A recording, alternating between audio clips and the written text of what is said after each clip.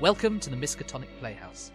My name is Stu, and I am your keeper for this evening, and tonight we will be playing William Bailey's Haunted Mansion by David Waldron and Shannon Nichols. This game is set in Australia, and we acknowledge the traditional owners of the land upon which this scenario is set on, and that we are recording upon. So without further ado, I would like to introduce you to our investigators for this evening. Going round the table as I can see you, let's start with Jess. Great, my name is Jess Wolfendale and I'm playing Bella Guerin. And Miriam. My name is Miriam Fietz and I am playing Clara Baldwin. And Kat. And I'm Kat Clay and I'm playing Thomas Montague. And finally, Newman. Hello, I'm T.A. Newman and tonight I am playing James Curtis. And as already stated, my name is Stu, producer of the Miskatonic Playhouse, and I will be your keeper of arcane lore for this evening. So we find ourselves in 1890s Ballarat, a small township north of Melbourne in Victoria, Australia. And you, the investigators, have been gathered together, invited to a house by a fairly rich and well-known man, Mr. William Bailey. Rumours abound that Mr. Bailey has been having some problems. Unspecified exactly what they are, but some of the more salacious voices say that his haunted house, or he's been experiencing spirits, or some of the less generous people are saying that he's having more problem with spirits themselves. Glug, glug, glug. But you've been invited by Mr. Bailey, and you've answered the summons.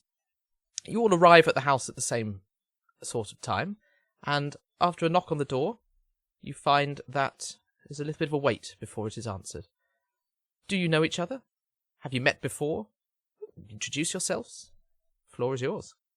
Well, I don't know how many of you want to know me because I'm the local police constable, but I think I recognise a few of you from, the pub or perhaps some less salubrious adventures.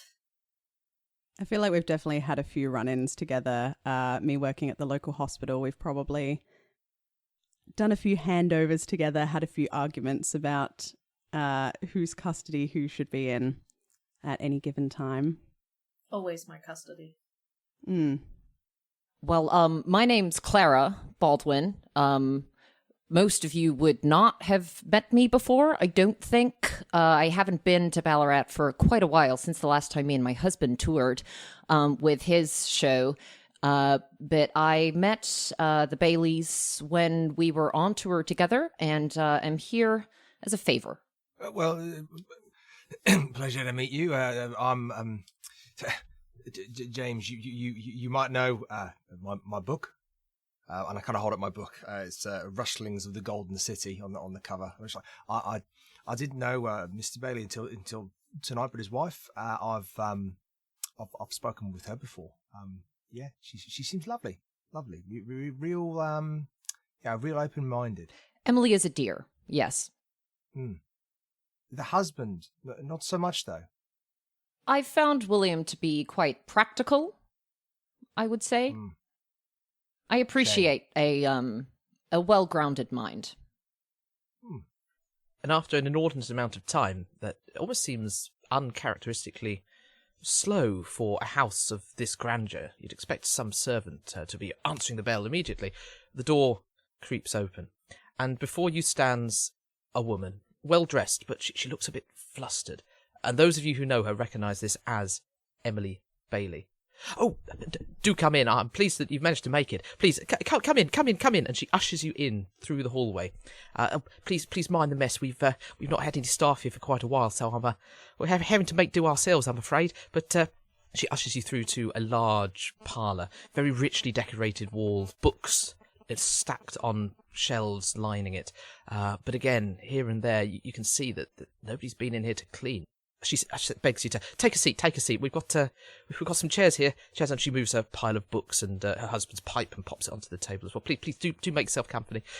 William will be here very shortly, but I'm so pleased that you all agreed to come and give us a hand here. It's terrible what's been going on. It's terrible. It's okay, Emily. It's all right. It's just just calm down. It's okay. Everybody just, I think he's just muttering and stumbling as he kind of comes in the room, and then he'll just kind of stand into the middle of the room, almost in a way that he is unapologetic for. He's just going to hold one hand out in front of him and close his eyes, and then just stand in silence for a moment.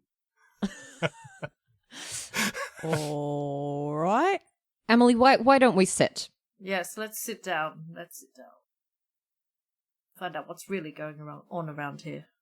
I'll go and fetch William. He'll explain everything, but I don't know. And she mutters to herself as she leaves the room. While you're ill in this room, can I have some spot hiddens from people, please? Oh, yes. Oh, okay.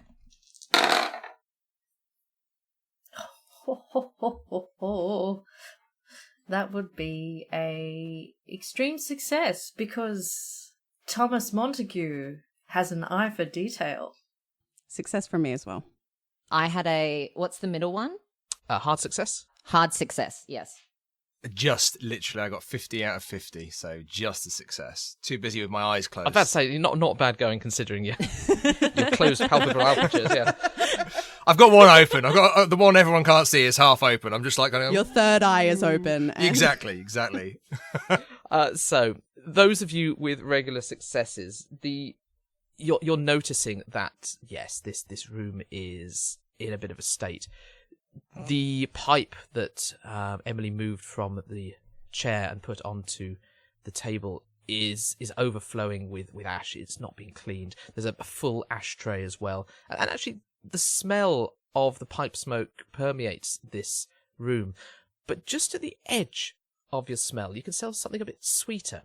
Almost like a perfume or an incense or something that's just drifting around. You think you got a hit of it when you went into the hallway, a bit stronger out there. It's not quite as strong in this room, but it's just there, that sweet note at the edge of your smell. You also notice that there are a number of empty glasses, whiskey glasses, tumblers around, and some of them have little residues of brown liquid. There's a decanter on the side which is empty as well. Maybe the rumours about William Bailey's drinking and the spirits are a little bit more true than you were led to believe. And with a hard success, Clara, you notice that the books that were moved by Mrs. Bailey generally tend to be about the occult, about spiritualism, and about local folklore as well. You know that William Bailey is a scientist. You know that he's a man of business. You do, however, know that Emily Bailey is a little bit more open. She's more of a skeptic. She's aware of she believes in the otherworldly things. And Inspector Montague, with your forensic investigation, with your keen eye, you notice that under the chair that you're sitting on are 2 revolver rounds. Unfired, almost as if somebody's loaded a gun very, very quickly, dropped a couple of rounds, and just forgotten them there as well. I think I might just subtly reach down and examine those revolver rounds. You have a look down. As you do, you notice that the floor itself, the rich carpet, there are scuffs on it, as if somebody's been pacing up and down, wearing grooves into the carpet. But where the revolver round is, you can tell that somebody's sort of spun round on the spot very, very quickly. So it's possible that somebody was startled. The revolver rounds, the bullets themselves, they're unfired. They're almost as if they've been taken out of a packet, tried to be crammed in, just fell on the floor and discarded as well. But now that you look around, you can see that on the table by the door there is a revolver as well. And has Emily Bailey left the room? She has. She's gone to fetch her husband. I think I'm going to get up and have a quick look-see at this revolver and see what I can make of it with my policing knowledge. So it's a standard Smith & Wesson revolver. It's a fairly expensive one, but known for its reliability. And as you lift it up, what are you doing to investigate? How are you looking at it? I might take my handkerchief out and kind of examine it. I'm up on all the forensic methods from France. So I'll have a quick look. I might check the barrel to see how many bullets it has in it, see if it looks clean and ready to work or if it's in poor condition. I think this is a forensics roll, please. You said the F word. We've got to roll for it. That is probably... What do I actually pick for forensics? I don't actually think I have that skill. Okay. Do you have a science? Let's have a look at your character sheet. No, I have The wonderful moustache, aren't you? I have lovely moustache and a knowledge of the law. Roll for moustache, please. Let's make it a spot hidden roll. We're not going to make you roll for moustache just yet. Alas, my moustache is itching my face because I rolled a 79, which is a fail. That's okay. You can see that there are 4 bullets in the chamber. That's all you pick up at the moment. Right, I'm going to put it back down where it was, just so nobody thinks I'm snooping too much. Can't let the criminals know what I'm up to. And can I have a listen roll from everybody as well, please? Failure. It's a success. That was an extreme success from me. Yeah. Oh, you're rolling This will great. be, it's all downhill from here. That's a failure from me. I'm too busy listening to the spirits. Clara, with your extreme success, you can make out words. You can hear Emily's voice. Why did you bring the outsiders in? I'm sure it's just been our imaginations or some prowler or something. There's no need to take this any... And she's cut off by a very brusque voice. I've had enough of this, Emily. I know what I saw, and I want to get to the bottom of this. I will not have my enemies or some pranksters play this fool of make. It's terrible what they're doing to us here. And not only that, where are my keys? While I'm in there, I want you to find those keys. I know I had them only this morning, so go and have a look for them. And the door opens, and this gruff-looking man, full-bearded, little porcine eyes, quite large and rotund, walks in, and he looks at you all. And again, those of you who know him, this is William Bailey. He's got a bit of a reputation about being a bit of a tough customer. He's got a bit of a reputation for some dubious dealings. I'm sure, Inspector Montague, you know about the affair with the Lemont family mine as well. And he looks at you and he enters and says, welcome to my humble abode, albeit under rather unsettling circumstances. As you are aware, there have been rumours about what's been going on here, and I have to admit to a little bit of a weakness here. My wife and I have been living in fear. You see, we cannot express how relieved we are that you've come to help us today and hopefully solve the mystery that has been plaguing us. It's been some time since I've been able to have a good night's sleep. My anxiety has driven myself and my wife to our wits' end. So please, I hope you are able to help us solve the mystery here today. Of course. Well, I'm sorry, what's going on? You're not normally one to get yourself in a tizzy like this. Well, yeah, I suppose it's... the past few weeks, we have suffered from a number of break-ins.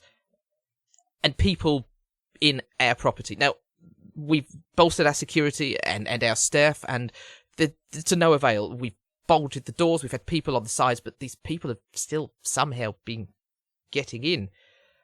They appear, but they're not quite right, if you know what I mean. And my wife said they're ghosts. I mean, I am a rational man, but as Conan Doyle wrote, once you have excluded all the possible, whatever remains, however impossible, must be the truth. And I'm starting to doubt myself here as well. I'm starting to think, are we seeing ghosts? Now, I thought it was the Lemont family. I thought they were out to get me. And to be fair, I still suspect they're behind it. It was a fair deal that we did. I see no reason why why they should be grouching at me, but there it is. Bad blood and all that. But the longer we went on with these voices, these break-ins, these appearances, the more that our wits started to slip. And it was 2 nights ago that I came down the stairs and I saw one of these people standing in the hallway looking up at me. I rushed I rushed to the front room to grab my revolver. I came out and I shot him. I shot him twice. And he disappeared. The bullets went straight through him. And they shattered a priceless statue of the St. Michael that we keep at the bottom of the stairs. But it was unreal how they just passed straight through.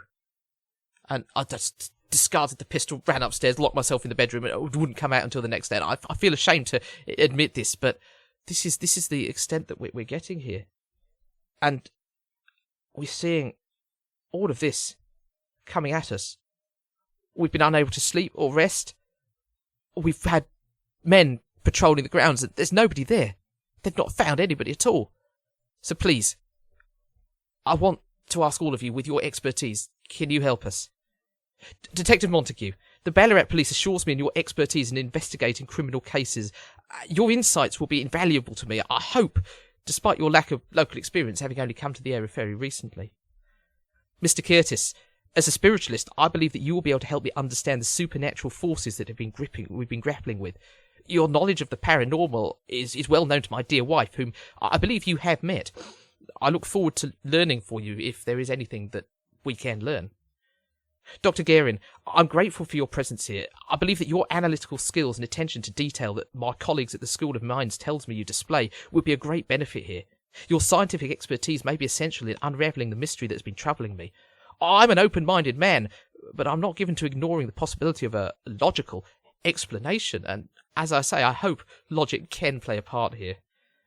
And Mrs. Baldwin, the magician and the skeptic, I understand that you firmly do not believe in the supernatural. In fact, my wife and I saw your performance with your late husband a little while ago. Although I'm not convinced that what I have experienced can be explained away so easily as a common illusion, perhaps your in-depth knowledge of hoaxes and magical effects can prove me wrong. I believe that with your help, we'll be able to get to the bottom of these events.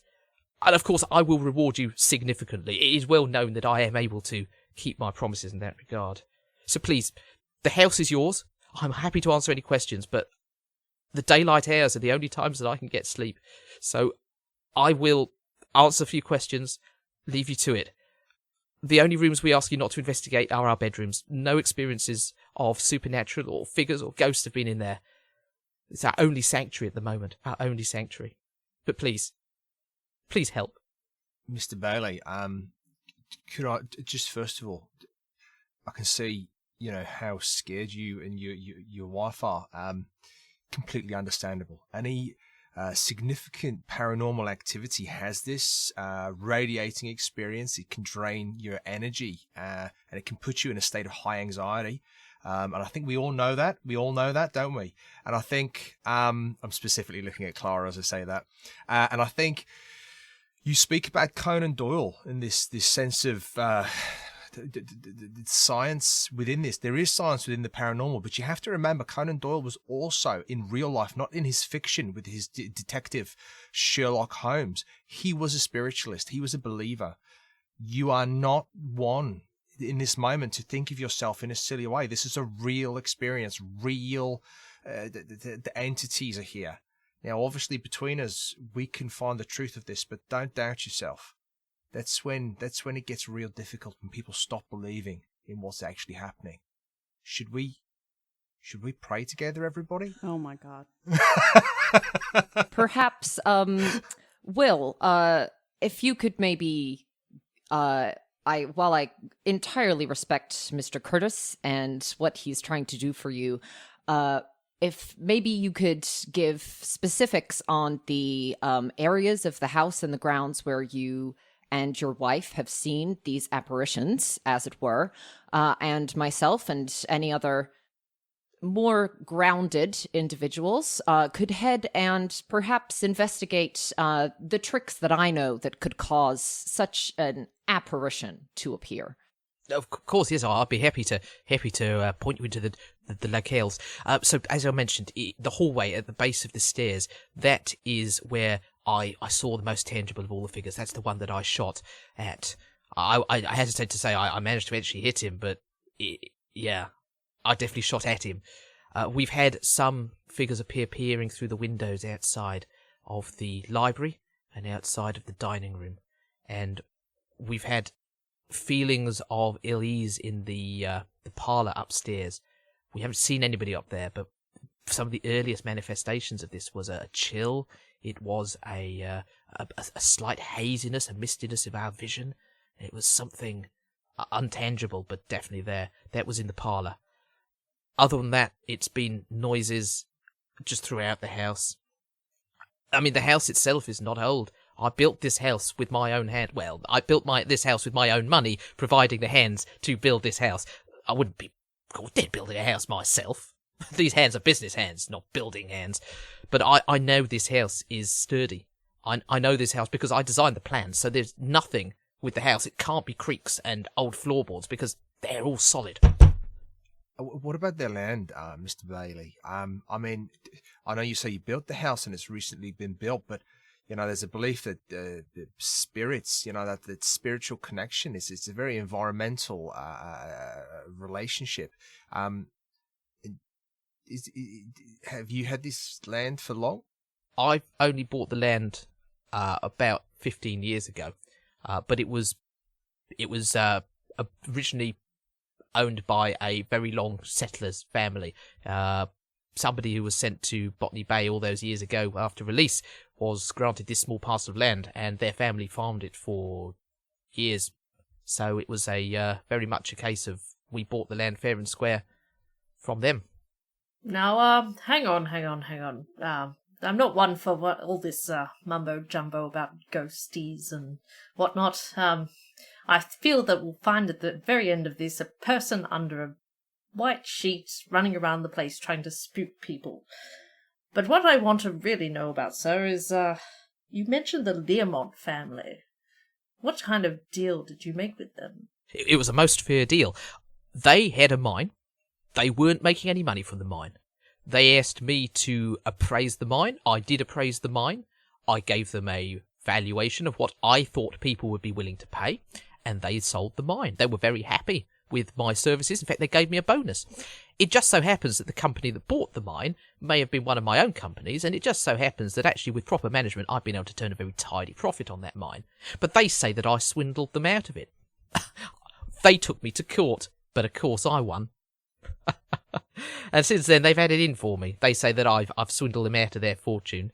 Their homestead out in Burrenbeat is nowhere near as magnificent as this mansion here. They wouldn't know what to do with the money if they had it in the first place. But, well, you can see how they might be a little bit miffed that I managed to use my good business sense and acumen to make a profit. Is it such a bad thing to make a profit? Anyway, Mr. Bailey, how long ago did this all take place? I know that stress can do a lot of things to the body, and just wondering if you've been under a lot of pressure lately. So this all started about 4 weeks ago. The stress and pressures all come on from these experiences. Before then, I was very content. I was happy with my life. I was happy with my wife. There was nothing going on at all. Everything was normal until 4 weeks ago. And besides these visions, these apparitions, have you been experiencing any other symptoms, loss of sleep, anything else physical that may have manifested from this? Yes, the sleep has been terrible. I've not been able to sleep. I can't keep my eyes closed. I worry that I'm going to see them. As I said, that the daylight hours are the only times that I feel I can, because we've yet to have any experiences or apparitions in the daylight. In the daytime, it's always at night. I've developed a bit of a tremble there as well. Do you want to give me a spot hidden or a medicine roll for me? Absolutely. Nope. I'm fairly sure I had a medicine. Hold on. Oh, actually, yes. 79 with a medicine of 80. You suspect that the tremble that he's mentioning might be a little bit more of the drink that he's been imbibing. You can actually, as you walked past, you could smell on his breath stale alcohol. He's probably the one that's leaving all these empty glasses and decanters around. It's probably not going to be helping his sleeping either. But you suspect that's likely where it's come from as well. This is definitely the type of spirit that's been plaguing him the most, from what you can see. Yep. And how about your wife? Any Any issues there? Been experiencing headaches, nausea, anything of that regard? Only the stuff that comes from general tiredness and fatigue. We've just been unable, at our wits' end, unable to sleep. No nausea, no sickness, no sensitivity to light, no problems in that regard. It's just tiredness. I noticed some strange smells on the way in. Is that a home remedy, or have you consulted someone previously? My wife was talking about consulting somebody. She said that she met a man who said that he'd be able to cleanse the house. I said at that stage, no, I do not want any strange peddlers of hokum and bunkum in my house. I believe that she cut off that conversation, but I sometimes wonder if she let somebody in, are they still here? Is that what it is? I don't know. I don't know. You mean that she had someone here and they were communicating with the spirits? And she told me that she met a man who said that he would be able to perform a ritual to cleanse our house. Now I don't believe that is possible. Well, although now after that final apparition the other night, I'm starting to wonder what is possible. Yeah, Mr. Bailey, if these things aren't done properly, if these things aren't cared for, if someone opens a door or creates a way for something to communicate, to commune with you, someone can walk in, think about your house, you're locking it up every night. The metaphor is, if you don't lock up your house, you leave your back door open, someone can come and walk through. It's the same with the spiritual world. Yeah, if you leave your light on in your house and your back door open, someone's going to see it and come through. It's the same. An open door spiritually is like a beacon for those that are undead. I've seen this, Mr. Bailey. I think we need to speak to your wife. I'm sure she would be happy to help you. Now, if you excuse me, I really need to sleep. I really need to lie down. I will leave you with Emily. She's she's upstairs in the parlour at the moment, and I'm sure she'll be able to answer your questions. Now, please make yourself at home. Have a look all around. I will be upstairs in my room trying to catch 40 winks. But if you need anything, ask my wife. I'm sure she'll help you. But please, I really appreciate this, and thank you again. And he stumbles off up the stairs.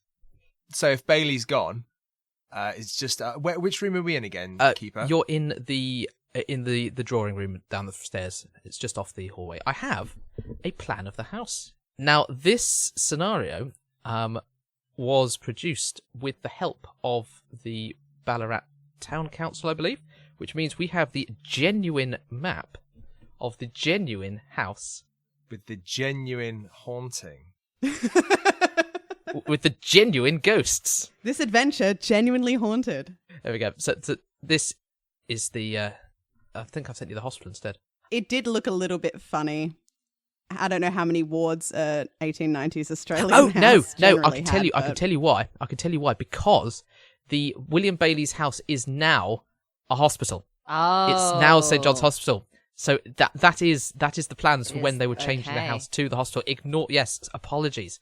So let's say that Ward 2 is where you are at the moment. That is the drawing room. Ward 1 or Ward B is the dining room. Hall is the hall, stair hall is the stair hall, kitchen and refectory and all those things, bedrooms, etc. And the upstairs rooms are library, parlour, things like that as well. And which is the room with all the ghosts in it? So the stair hall was where... So the hall was where William Bailey... but the stair hall is where he shot down. Yes. Absolutely. Yes.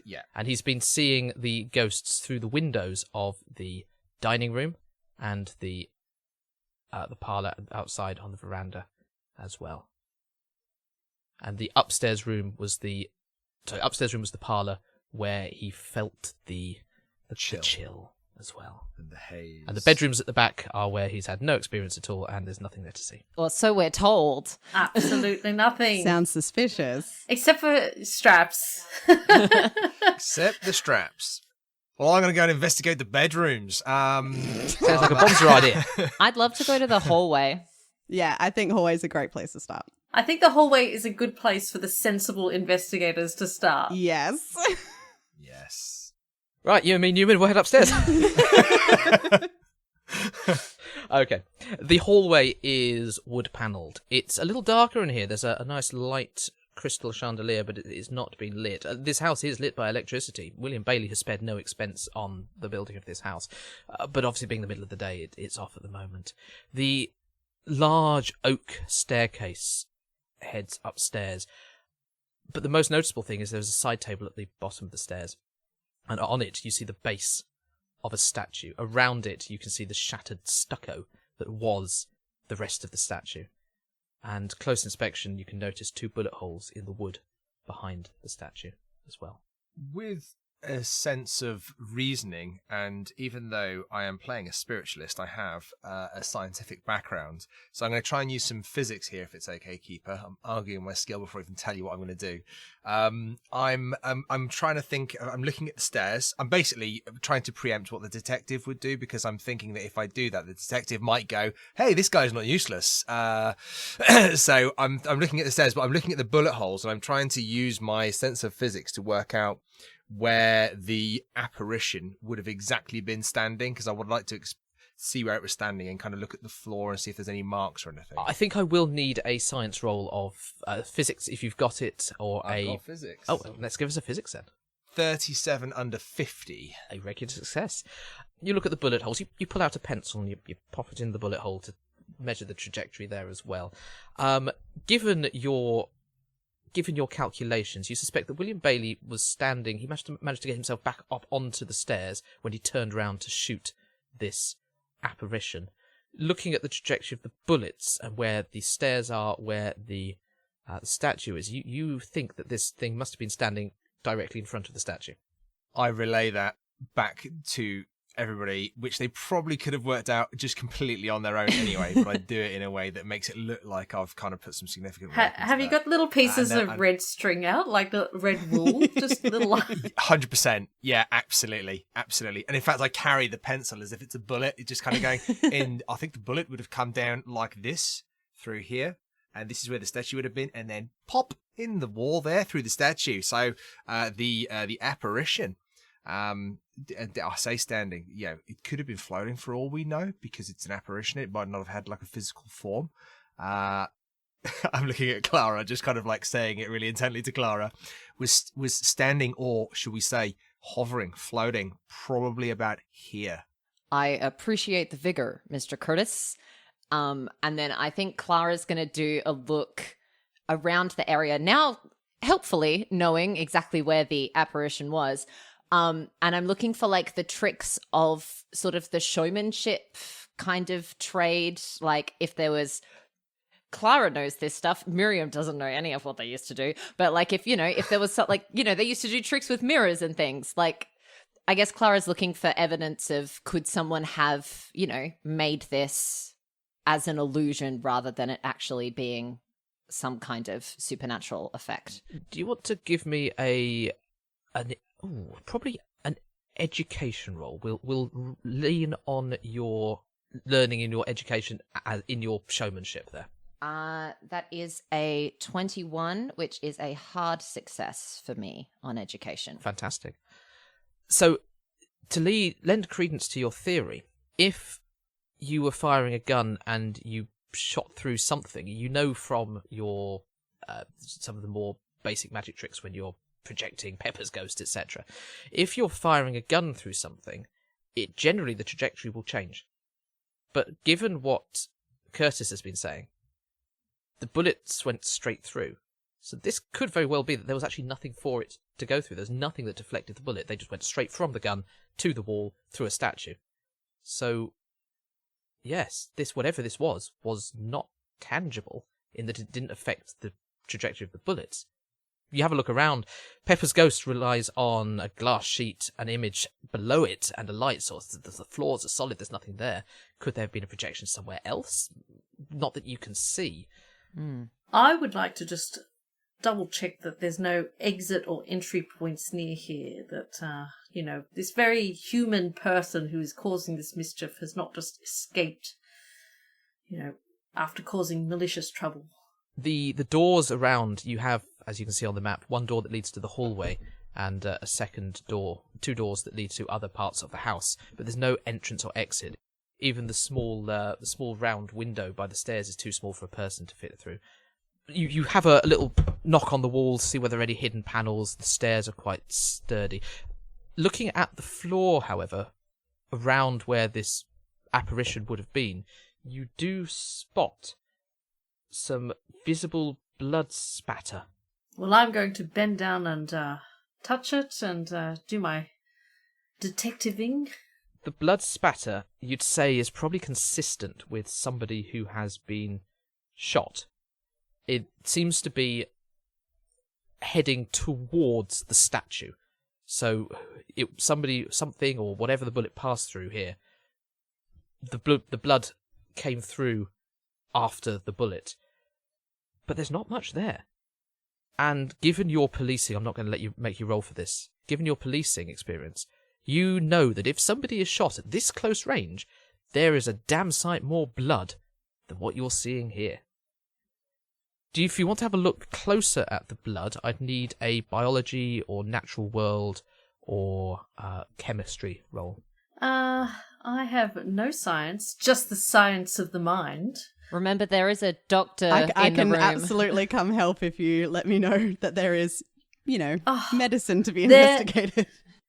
There's a woman of science in our presence, Bella. All right, yeah. So a biology, natural world, medicine, happy for you to... Yeah, I'll have a biology or a medicine. They're pretty similar. Oh, yes, that's a 42 under 80 for medicine.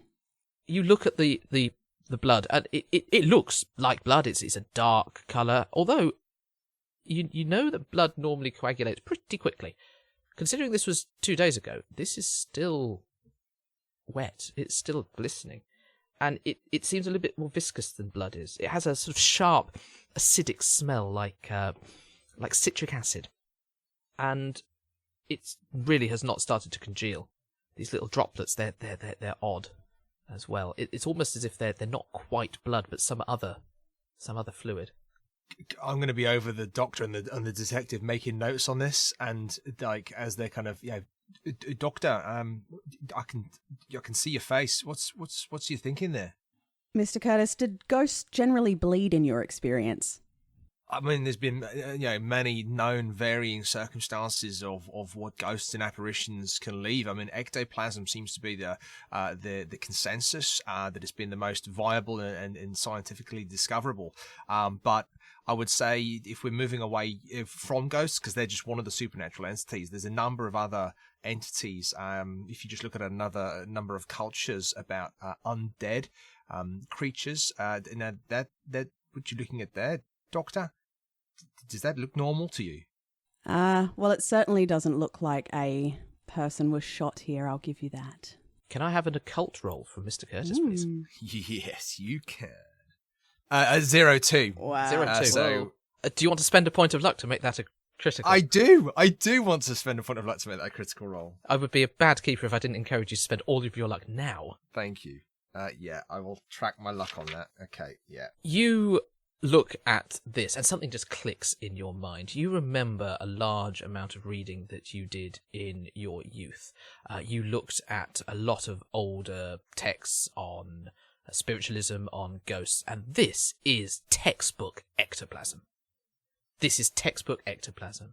People think of ectoplasm as a sort of a glowing, glistening, phosphorus stuff. You know that's what people fake ectoplasm to look like. You know that the real ectoplasm is dark, it's viscous, it's gooey, it's acidic.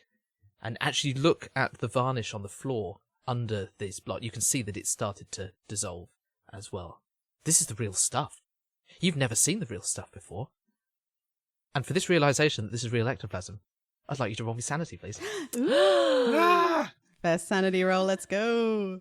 Okay, this is where it all goes horribly wrong. Okay, so, oh no, I've got really high sanity and I still failed. So, 98 over 85. So not a fumble. I'd like you to lose 1 point of sanity, please. Okay. How do you react to this realization? I think it's like with a giddy sense of like overexcitement. It's a loss of the understanding that we're actually here to help people who are struggling, who are scared, who are suffering anxiety. They're in this place in their own home of all places as well. And I think the excitement, possibly he gets carried away with it, and it might come across wrong to my fellow investigators that that he's like and stumbling over his words, trying to communicate. Just it's doctor. I mean, ectoplasm. It's ectoplasm. Look at the varnish. It's dissolving. It's ectoplasm. It's like kind of like takes Clara's arms, and he's like ectoplasm. It's ectoplasm. Clara. It's proof. Curtis. It's proof. You can't. Mr. You have Curtis. to see this. Yes. Calm down. But don't you see? I'm going to have a look for myself, and I will tell you what I find. Right. And I'm also. Right. I mean, it's ectoplasm. I'm also going to investigate the ectoplasm. Could I have an occult roll from you as well, please, Clara? Exactly 60, which is exactly my number. This is not right. You've heard of what people use to fake ectoplasm as well. You know of the standard phosphorus and shaving cream and incense to fake ectoplasm. This isn't real. This almost defies composition. You can't rationalize in your mind how this could have been composed. This isn't right. And actually, there's that small part of you that thinks, is he right? Is Mr. Curtis right? I'm going to say don't give me a sanity roll for this. Oh. Because you didn't get the extreme success. Yeah. You didn't get the absolute Certainty, knowledge that your beliefs are vindicated. But you're a little wary on this. Yeah. Mr. Curtis, I would ask you to contain yourself while I speak to our fellow investigators. This certainly isn't any kind of fake ectoplasm that I have ever seen. It certainly appears to be a substance that I cannot catalog. I also could not find any evidence of any kind of the usual trickery that would cause the image of a ghost to appear. I'm not saying that Mr. Curtis and his ectoplasm and his apparitions are what's happening, but I certainly think there's more to this than what I initially may have thought. I appreciate your candor there. Where should we look next? I believe the dining room was another location where such visions were seen, and the parlor, Will said that he had some strange feelings there.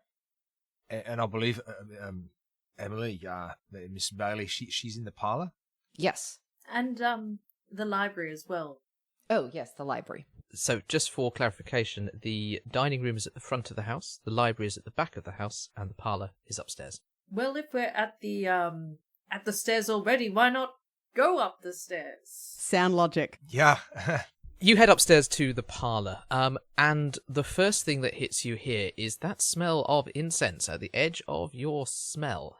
It's stronger here. For those of you who haven't already smelt the incense, you now can. And it smells a bit stale, as if it's been here a few days. It's not fresh, it's not burning, it's not strong and pungent, but it's just that sort of soaked into the fabric and the soft furnishings. Is it recognisable as any kind of ceremonial incense or anything that someone might use? I know Emily's. William mentioned about Emily having someone around the house and conducting some kind of. So, if I could have an occult or a natural world roll from anybody who wants to try and identify this. Sure. For 45 under 70 for me. That's a 10 under 60 for extreme success. Failure from me. An absolute abject failure from the detective. It's not a fumble, is it?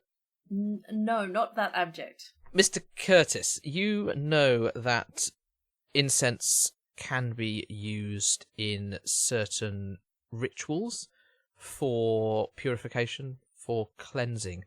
These rituals tend to be more indigenous population led. So you think about the Native Americans with their white sage and their smudging, and you think of the Aboriginal Australians with their smoking ceremonies.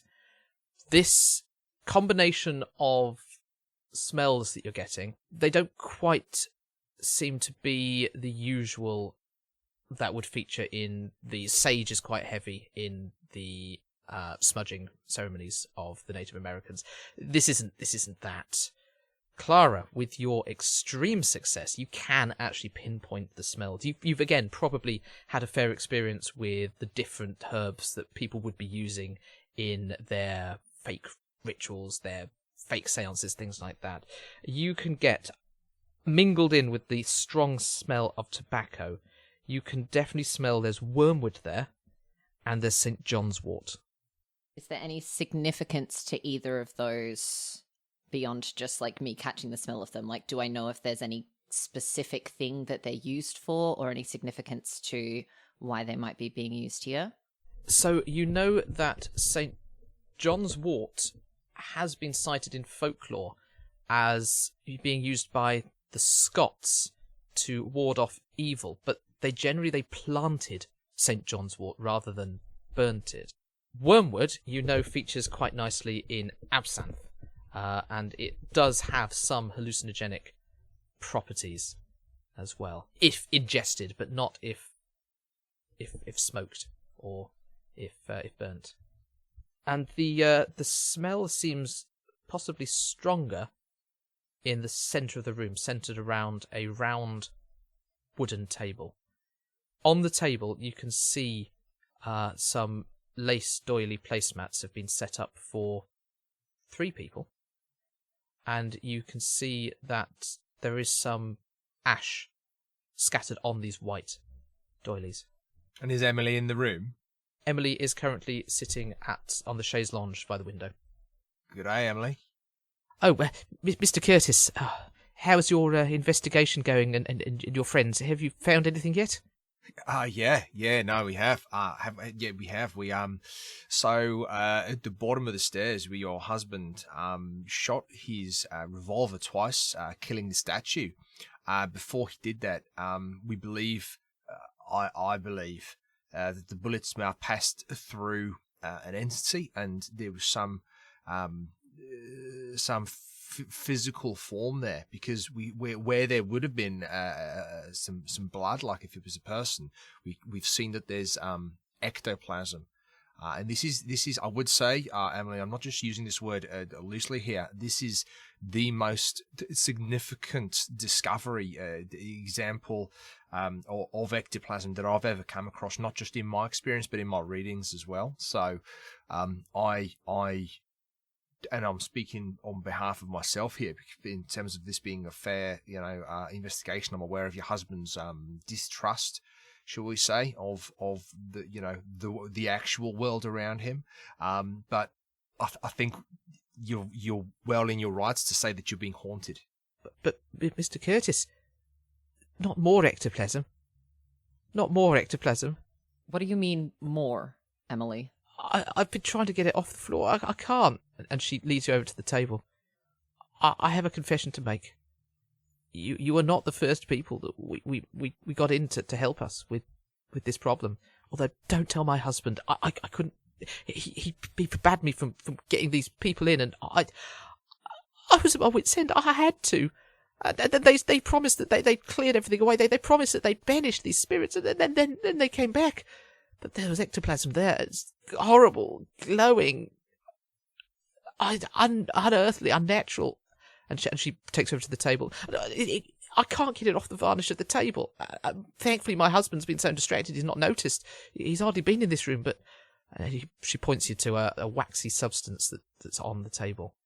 Did she say glowing and unearthly this time? She did. Can I look to see if this is the fake stuff? Oh, absolutely. I think an occult role would be, or a no role, an education role would be a useful one for you. Ooh, oh my gosh. What is this? Another extreme success. Oh my That's goodness. a 9. There's going to be a sanity roll later, and I'm going to critically fail it and die. Your rational mind is on this, and you can look at that and you're like, I don't even need to look closely. I know exactly what this is. Look at that. That's phosphorus, that's shaving foam, and that's wax. It's classic fakery. It's classic charlatanry. Yes, I mean, the reason it's probably not coming off is because it's just very, very dried, and you probably could chip it off if you tried, but she's probably not. She's probably tried wiping it and it's not gone anywhere. Yeah, no, this is the fake stuff. All right. Whoever's been here. Yeah. I'm sorry to tell you this, Emily, but whoever it was you had in, the only thing they made disappear was any of the money that you gave them. I'm afraid you've been had. Mr. Curtis, there's not even any point you looking at this ectoplasm. It won't excite you. Right. Well, no, I accept that. It's disappointing, these people they give us spiritualists a bad name. It's wrong. But it's wrong what they do. But he was so convincing. He banished the spirits. He said that the spirits were here. The ectoplasm appeared, and he set fire to this piece of paper, this scroll. Oh no! He held up this scroll, this piece of paper, and it caught fire of its own accord. And he said that was the spirits being banished. And he did nothing. I'm sorry, Emily. I have been around such charlatans before, and have made it my life's work, in fact, to debunk a lot of what they do. And this is one such case. But he was so convincing. He approached us. He said he had a solution to our problems. Do you remember his name? Perhaps Detective Montague could find a way to get your investment back. I never got his full name, but it was Stephen. I don't know whether that was first name, second name, Stevens. And how did you find this chap? He approached me when I was out shopping. It's almost as if he knew exactly where I would be. But we were just starting to experience these things, and he came there like an angel. He just had the solutions. He had the answer. He just was there, smiling. His long hair in the sunlight, his wide smile. He looked so friendly, so genuine, and he said he knew of our troubles. He'd heard of our troubles, and he wanted to help. He asked for a fee, of course, but it was quite high. But it was so believable. Pray tell, how much was this consultation with Stephen? He wanted £1,000 Yikes. and access to the library at the Mechanics Institute. There was a book there that he wanted. Oh. Do I have, having travelled with my husband and sort of been part of these circles, does the name Stephen or Stevens ring any kind of bell to Clara? I would like an idea roll from everybody, apart from Bella, because I think Bella has come across the name before. 65 under 80, a pass. What is happening? Are you blessed? That was a 7. Oh my god! The ectoplasm is at work. It's everywhere. So, you have come across the name Stevens. You've probably heard it and read it in the newspaper. Bella, you've got a little bit more practical experience with this. And Inspector Montague, I think you might have a bit more practical experience too. But there is a man called Stevens who has formed a commune. And his followers, which he has gathered a fair number of, are known as the Stephenites, named after him.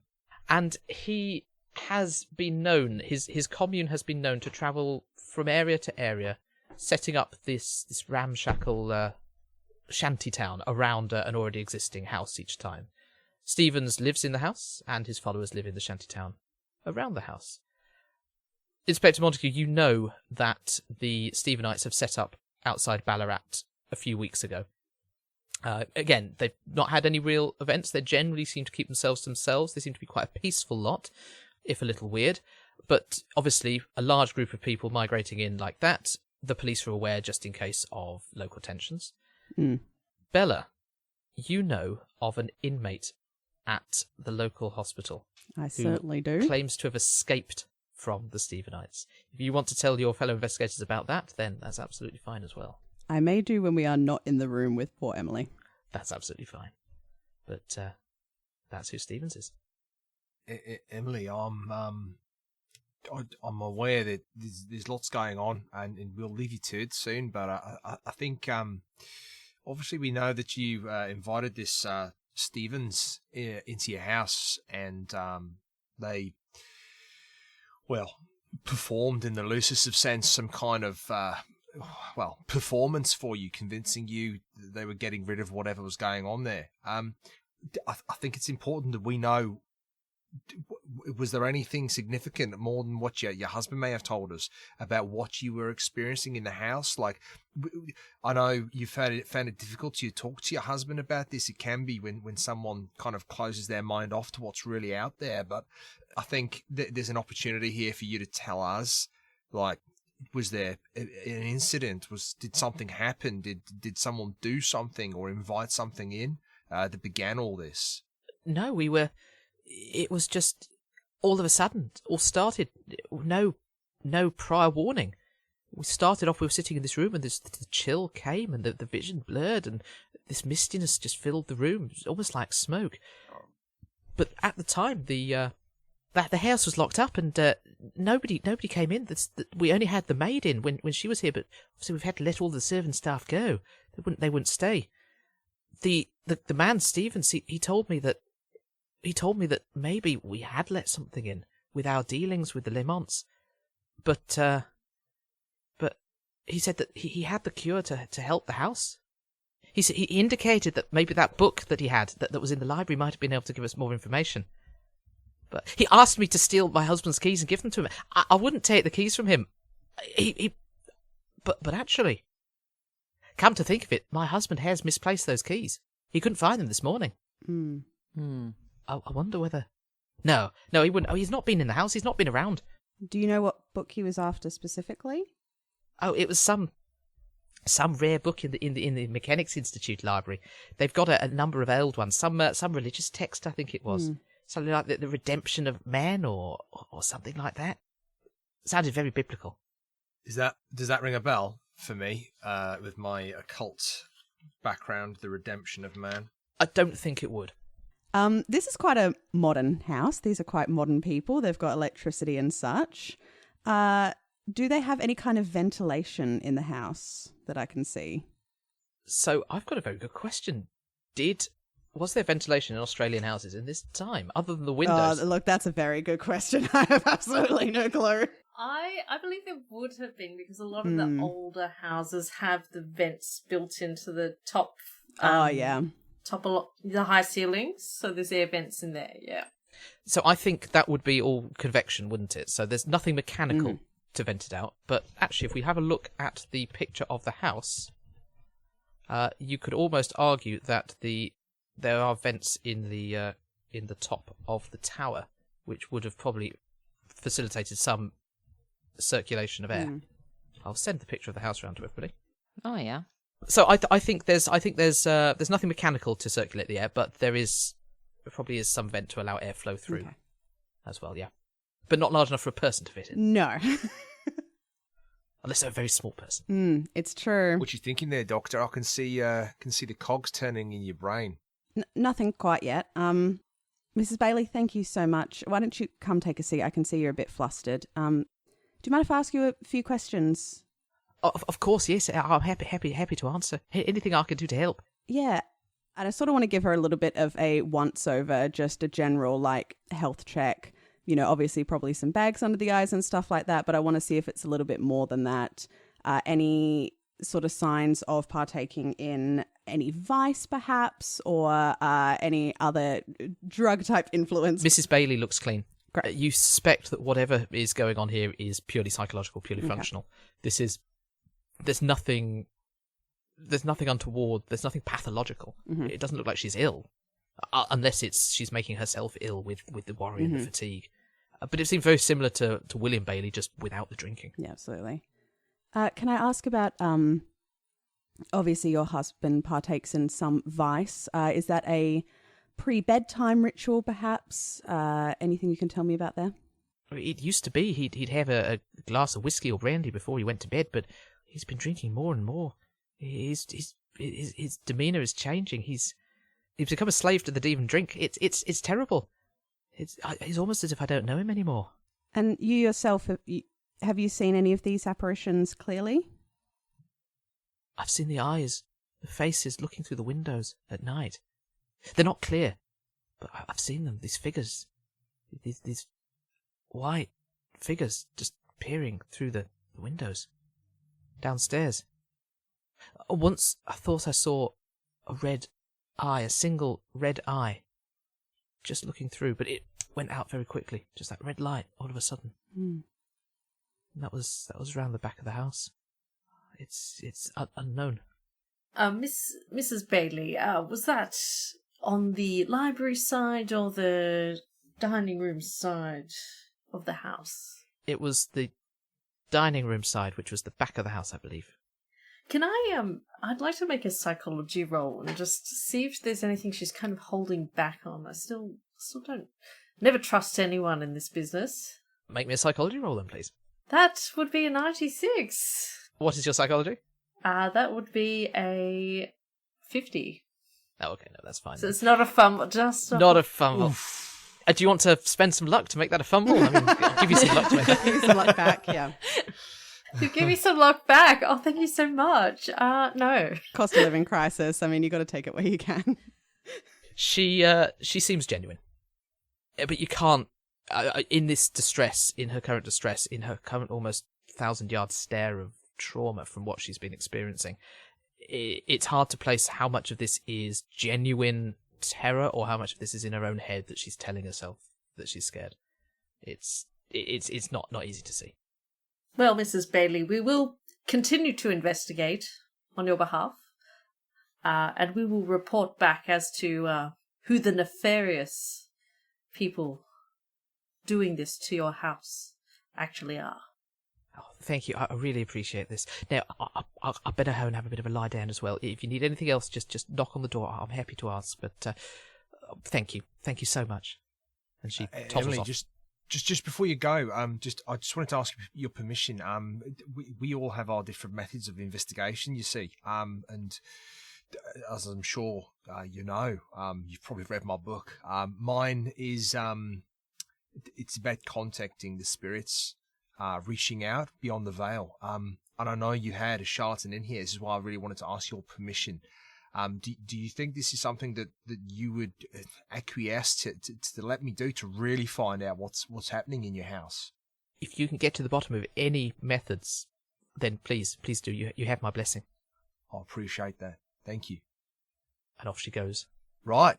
Out of my bag, I pull out a Ouija board. Oh, God. no. So is anybody interested in finding out what's really going on? I refuse to participate in this mumbo-jumbo. I want to go look at the garden. Mr. Curtis, I will humor you, if only because I know the tricks that people pull to make these things do the things they want them to. And I will sit down with James. Excellent. I appreciate the scientific validity of your presence. Bella, doctor. Only because I'm curious, and I sit down.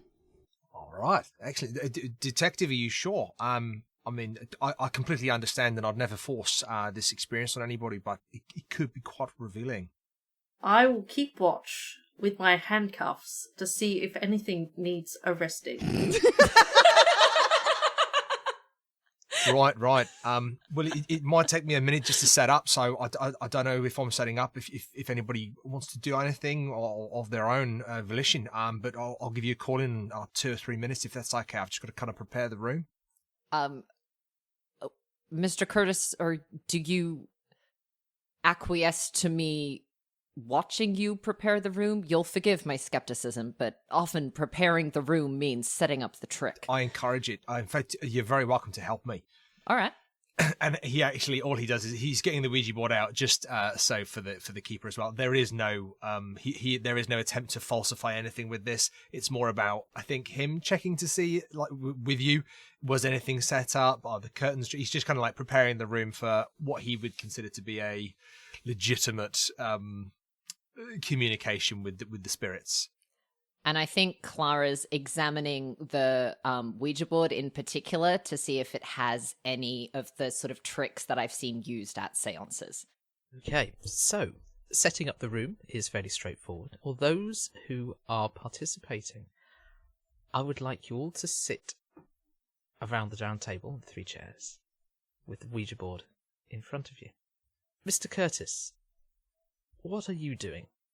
So I think after the board's been set up, and I've got Clara and Bella, and then Thomas, are you still in the room? Are you kind of keeping watch in that way, kind of thing? I think I might stand outside the door and kind of look a bit huffy down the stairs and look for these ghosts. So I think without any pre-prepared language, just a lifetime of watching horror films, I think James is going to the power of Christ no, he's going to just basically start speaking, but he's going to kind of talk about being welcoming and open, because obviously he doesn't know what's there. So he's asking Clara and Bella to, I think what's it called, the penchant, the thing in the middle, Planchette. The planchette, that's it. So he kind of encourages Clara and Bella to put 4 fingers on the planchette. So there are 6 fingers on that, and then before start asking the kind of the yes and no questions, it's more of an offer, just saying, so any spirits out there? And he's like looking at Clara and Bella like really kind of like earnestly, this is a safe space.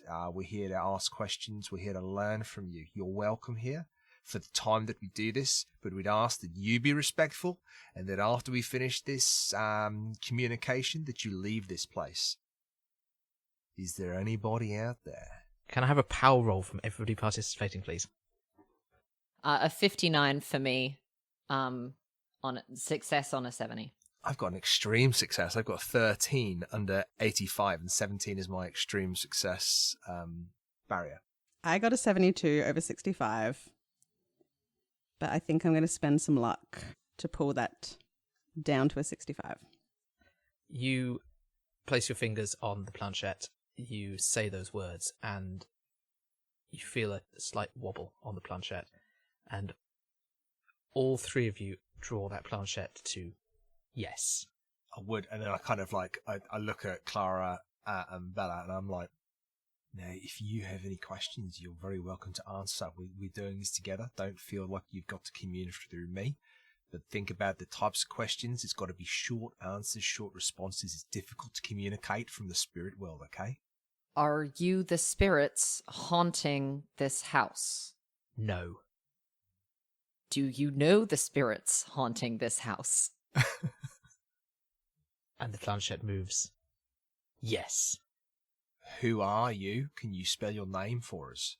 And the planchette draws W A T C H E R.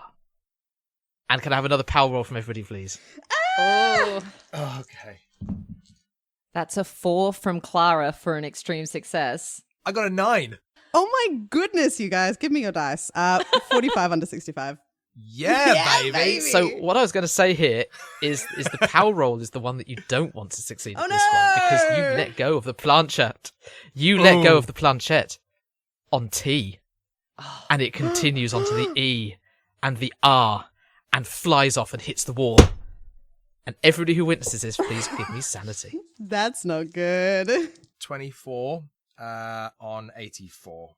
It's a success. 46 on 70 for a success. My time for a 7, baby.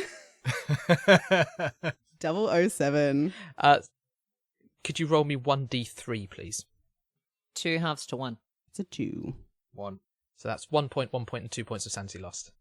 So you're sitting there with a planchette not quite embedded in the wall, and a Ouija board on the table in front of you. Right, but that's never happened before. You don't say. And that's not you don't have a, and I think Clara's looking quite flustered.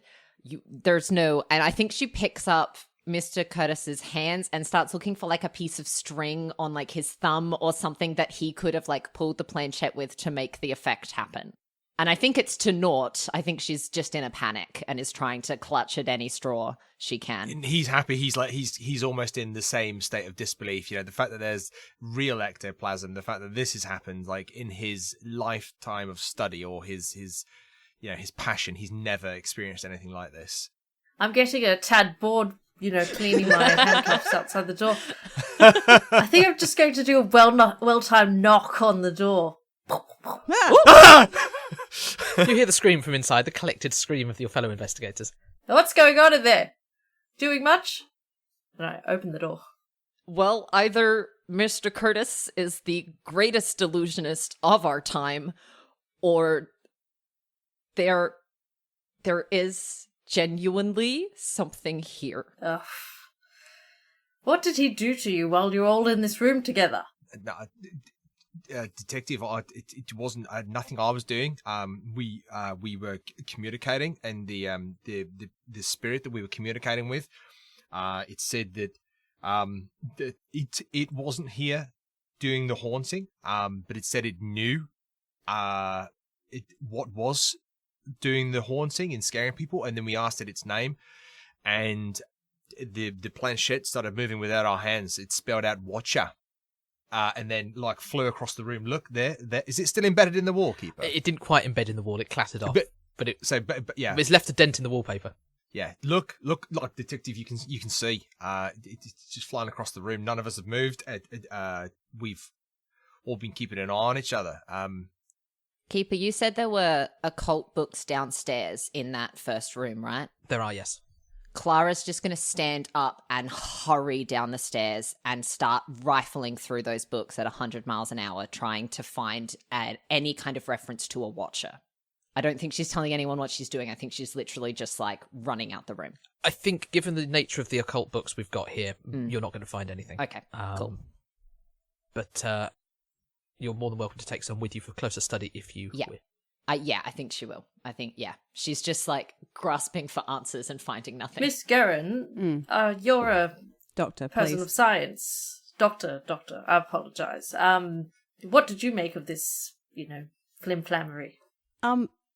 It was certainly a unique experience. Further investigation needed, I think, Detective. Speaking of, have you heard of the Stephenites? Why, yes, I have. Yes, apparently they're set up outside of town. Some sort of strange commune, group of men, people. They've been causing any trouble, or? Nothing to get them arrested as yet, but we've got our eyes on them. They're the kind of groups that get moved on because, they make people feel uncomfortable setting up their little communes and with their alternative lifestyles. Do they have any kind of religious connotations? Do they worship anything? I mean, obviously they're called the Stephenites, so I imagine Steve-O is pretty important to them. But do they like this name here, Watcher? Does that ring a bell with the Stephenites or anything like that, Detective or Doctor? I mean, I've been myself. We've recently been playing host to an escapee from the commune. I've been trying myself to get an interview, but have so far been unsuccessful. So I don't know any of the details, but... Can I pick up the planchette and just kind of casually saunter back to the table and sit down with it? You can. You're not going to do that again, are you?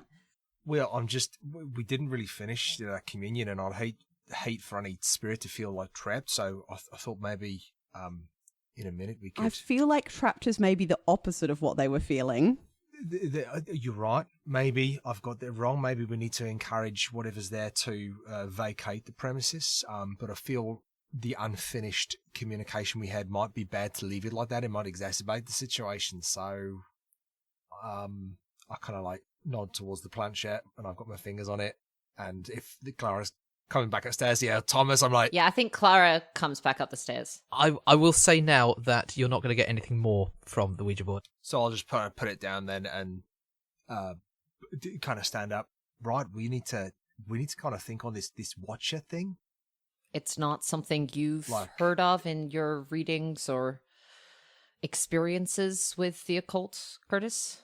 Keeper, can I roll for it? You can, yes. That's a you can, but you're not going to get anything out of it response. That is you right. Certainly there. Can. Oh, 5. Is this the best game for rolling ever? What? That's 5 under 70.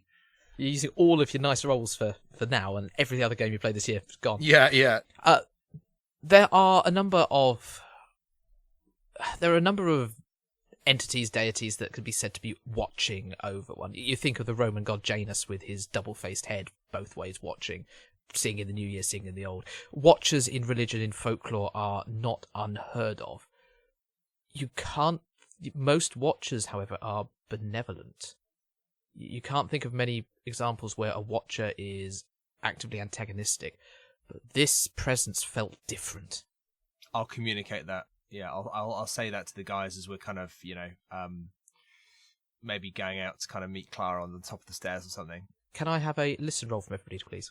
Oh, here we go. When it counts, here's the fail. Yeah, that's a 76 over 40 for me, so well a fail. Yeah, 85 over 20.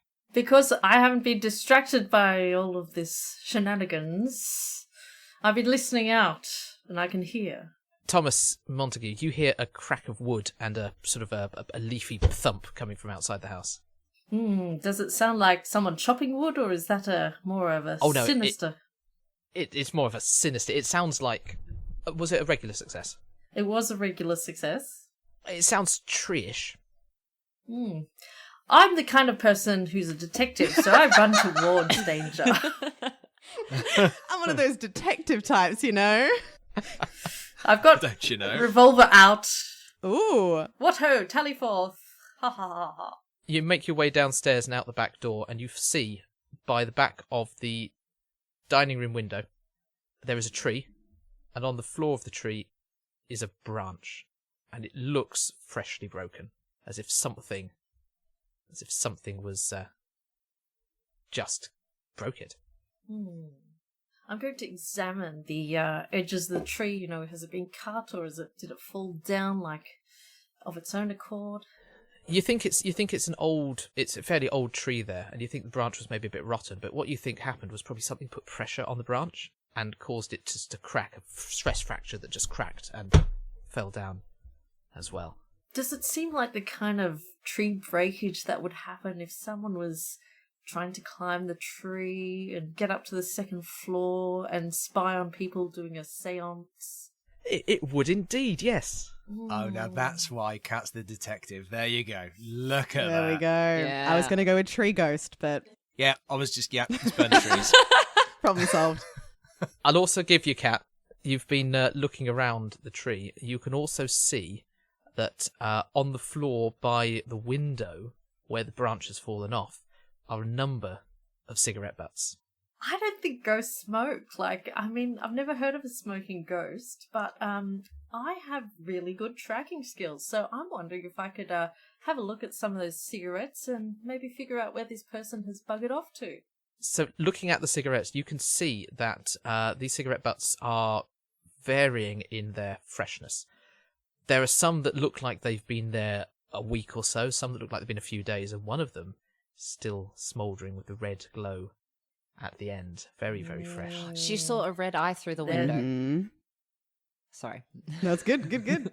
A red eye, a watching red eye that could just be a cigarette being smoked, and it's still fresh, and I think we can find this perpetrator if we're quick enough. I think you can. The other thing I'm going to give you here is, while examining the branch, you spot a bird's nest overthrown with eggs in. The eggs have cracked, and there's a fluid seeping from these eggs. But looking at the fluid, it looks very similar to a certain fluid you found on the stairs. What are your next movements now? Sand roll. Actually, yes, there is a sand roll for seeing the eggs. Oh, God, I'm sorry. Oh, dear. I was joking. I was thinking, seeing eggs with ectoplasm in. Well, you've already seen the ectoplasm, but if you insist, Newman, well, can I have a sanity roll from everybody, please? Oh boy, I failed. It just has broken my little heart. You're going so well. That's why I was thinking sand roll, because of the poor little birds. Everybody who succeeded, you lose 1 point of sanity. Everybody who failed, it's 1d3. Little tears goes down the side of my cheek, I've seen too much in this world. For the record, I have removed the dead bird. The bird is still alive in our game, because I thought, I want the bird to be alive. So you can kill it later on. Yeah. You know me too well. Can I just clarify, Keeper, just because I was listening so intently, and I know I get carried away and confused in life and in character. The inside the egg, not that Curtis is there, James Curtis is there because Thomas Montague is there, maybe in a very kind of like Clue fashion, or may have run out to kind of just follow and learn from everybody else. But was it in the shell? Was that ectoplasm in the shell? Or was the insinuation that the ectoplasm in the house was actually cracked bird egg. Oh no, that is ectoplasm in. Gotcha. That is ectoplasm in the shell. It's almost as if whatever's been around here has drained the life force and converted it there. This is Yeah. weird stuff. Has whoever was in the branch and the branch fell and the eggs cracked, have they by any chance accidentally stepped in some of this ectoplasm and are tracing it somewhere we can follow? Unfortunately not. However, you can see where this person has run off. There's some scuffs in the grass which are leading down towards the town. Well, if no one else objects, I'm going to dash off in a gallant manner towards those scuff marks, ready to tackle the individual. I think James is following anybody and everybody who seems to have direction, because I think after what happened upstairs, he's a little bit like in shock and needs someone to kind of follow. I think Clara's is very the same, so I think she runs off after Montague as well. I can't run in heels, so I'm... I think I'm also heading into the town, but maybe not at quite such a rush, and see if I can spot where they're going. But potentially I'd like to... whereabouts is the Mechanics Institute? So the Mechanics Institute is in the centre of town. The town is really at this stage a main street. You've got the Mechanics Institute. You've got a few key areas around there as well. The hospital is actually probably... You work in both, so it's round the corner from the hospital. I think they're fairly close to each other. Fantastic. As well. But the commune is a bit further out of The town? commune is out of town, yeah. Montague, you probably know that the commune is probably about a 10-minute carriage drive out from the centre of town. I do know that. Inspector Montague, you follow these tracks down the hill into the town. You look around, you can't see where this person might be, but you don't know who you're looking for. Mr. Curtis and Mrs. Baldwin, you follow on close behind. Dr. Guerin, you make your way slowly, carefully, keeping an eye out. But again, whoever this person was, have they dipped into the tree line? Have they lost themselves among the crowd? You can't tell. But waiting at the bottom of the hill, where you parked up, is the police carriage. And you've got Constable Rothwell is sitting in the driver's seat. And he looks at you and says, "Oh, Inspector Montague, are you wanting to head anyway? Have you finished your investigations up there now?" Yes, we're on the hunt for a cad about town who's on the lam. He's smoking cigarettes, like, non-stop, and I need to find him. We found some tracks leading this way, but have you seen any strange fellows around here? I'm afraid I've not seen anybody there. But there's so many people around in town, it probably got lost in the crowd. Drats. Any idea where he might have been heading to? Look, he may be related, and this is an assumption. I don't like assumptions, but he may be related to the Stevens community, the Stevenites, maybe one of them. But that's a stretch. I have no significant evidence linking them. He may also be headed to the Mechanics Institute, but yes, I'll wait for my colleagues to catch up, who are also investigating this crime. And no sooner have you said that your colleagues catch up. Detective, you got a quick step on you there. That's Well, got to work on the physical fitness, stay fit, and catch criminals. That's my motto. right. Can we get that on a t-shirt, please? Inspector.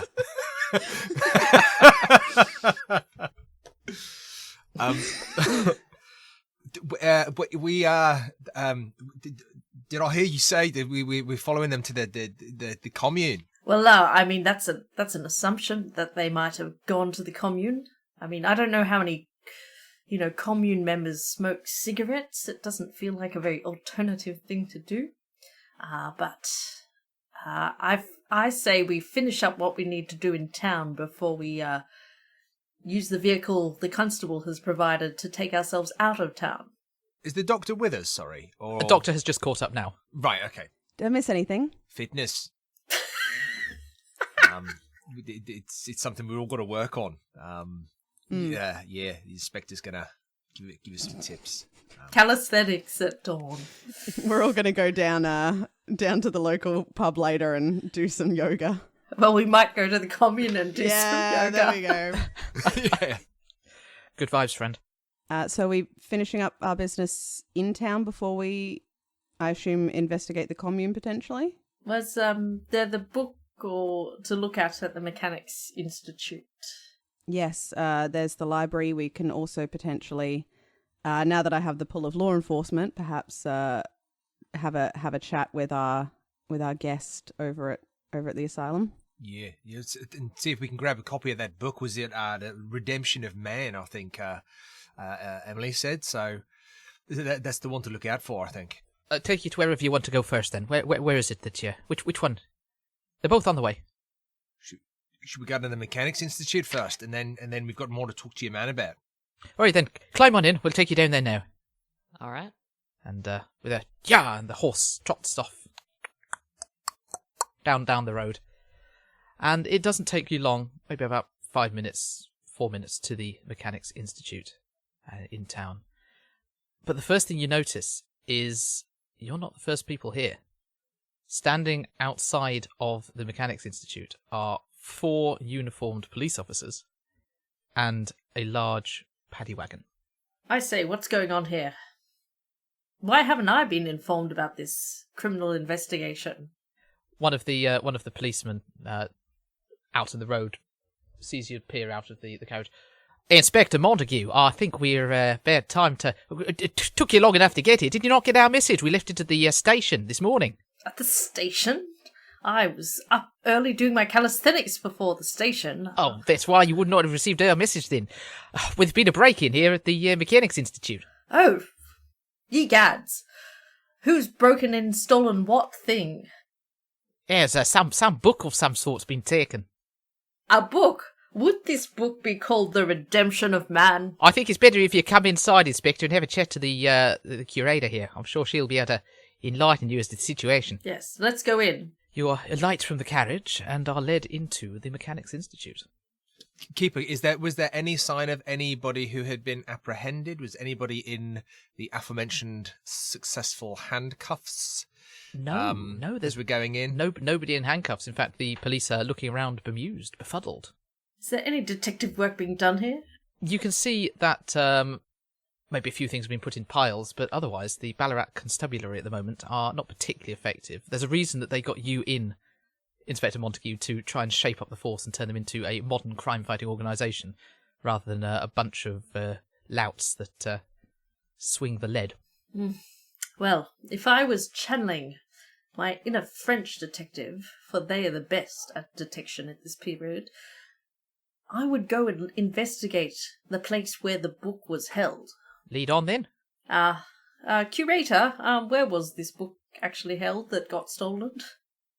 A rather short lady with iron hair in a tight bun, peering over a pair of pince-nez, approaches you. Inspector, I'm glad you're here.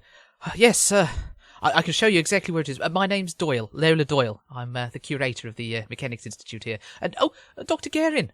It's good to see you again here as well. You too, Mr. Are you Doyle. helping the inspector with his inquiries? Certainly, yes. Can you tell us a bit about what happened here? Well, yes, I came in this morning, and obviously I was doing my rounds of the collection just to make sure everything was stable, and I found that the door had been broken in, smashed in. Now, everything else seems to be in order, but the rare book collection has been ransacked, and there is a book missing. And you won't believe which book it is. Redemption of Man. How did you know that? I'm in tune with the spirits, ma'am.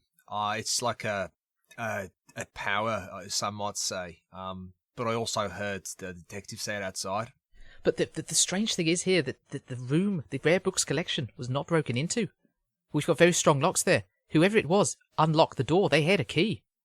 And there are only 2 people that have a key for that. And that's myself. Mr. William Bailey. And Mr. William Bailey.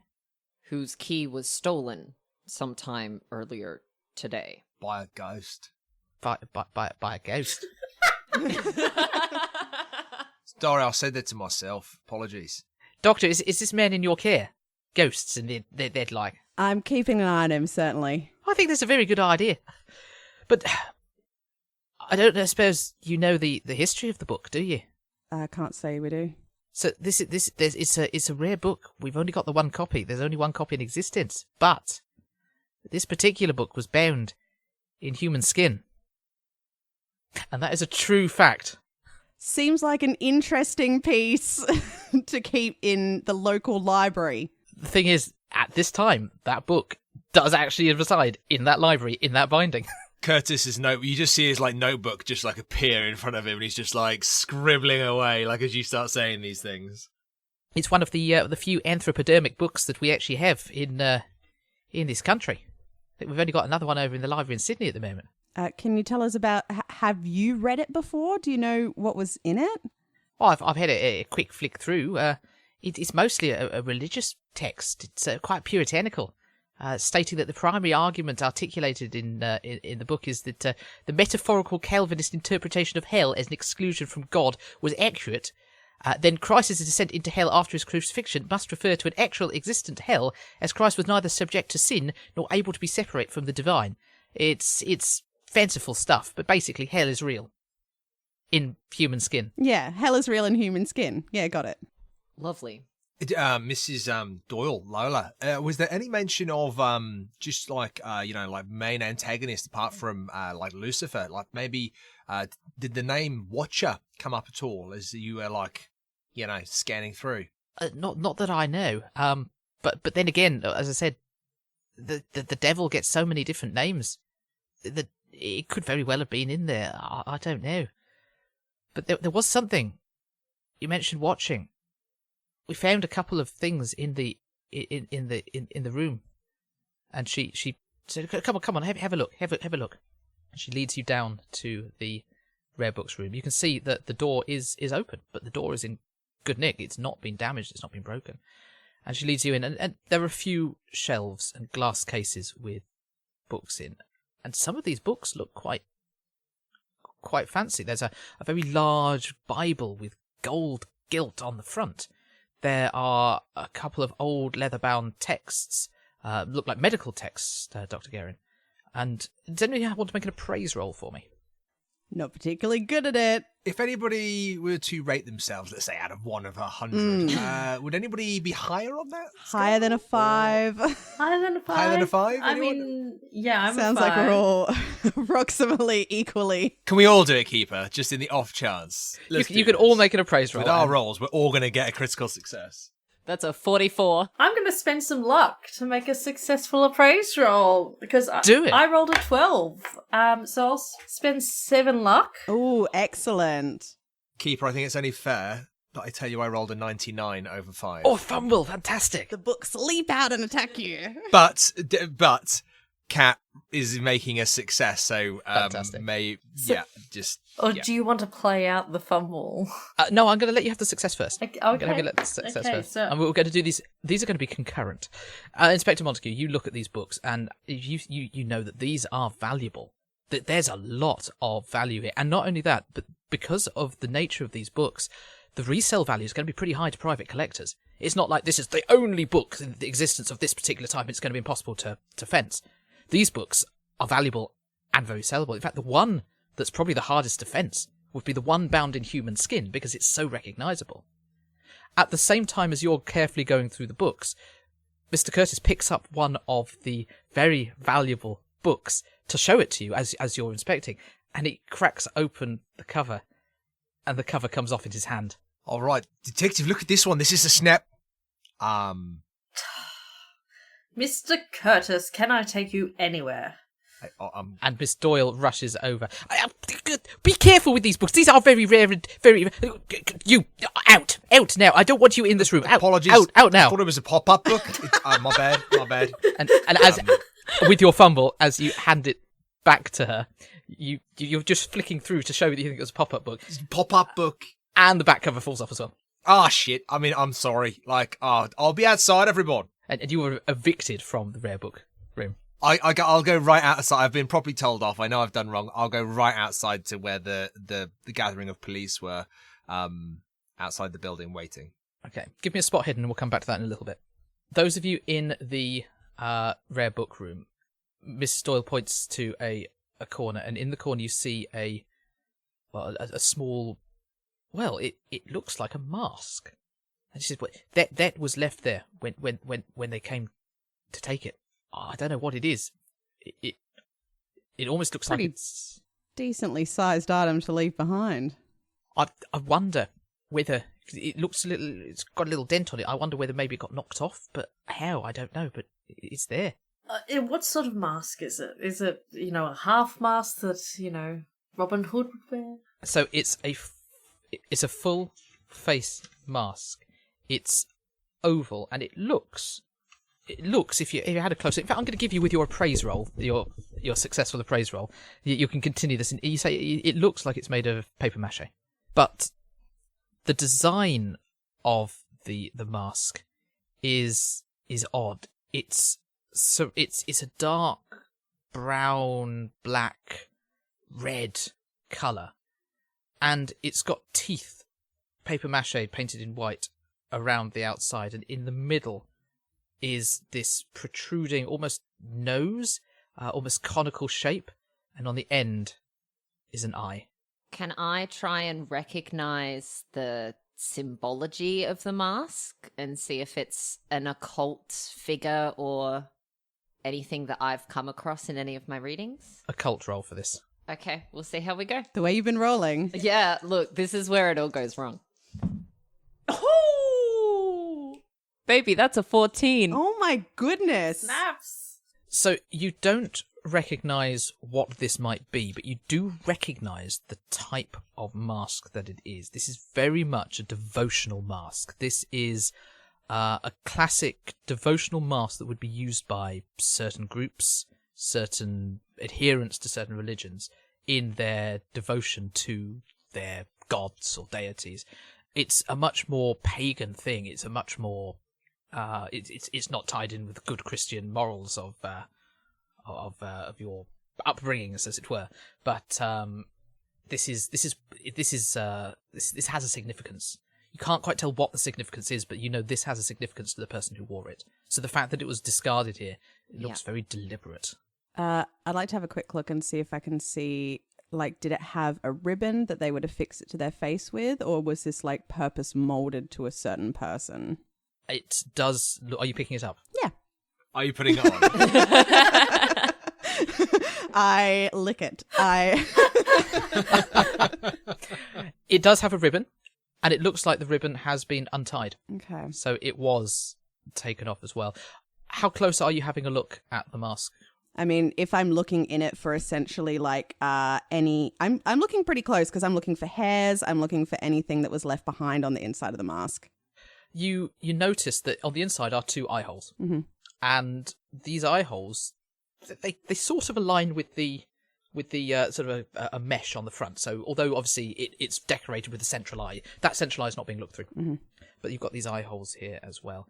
And as you glimpse through, you think, oh, you can see a bit more light through those than you thought you would. That's not quite right. Detective, with your permission, it looks a bit interesting. I don't know if you'd get any. I can't see any hairs or anything on that. Do you mind if I have a look through to see how legible things are in this room? Put it on. Everyone in the room starts chanting. Yeah, I'll have a look through. That sounds fun and normal. Yeah, totally. You hold the mask up to your face. Anybody here seen the film The Mask? Yes. Yeah. It's not like that. Don't worry. Don't worry. It's nothing like that. Put that out of your mind.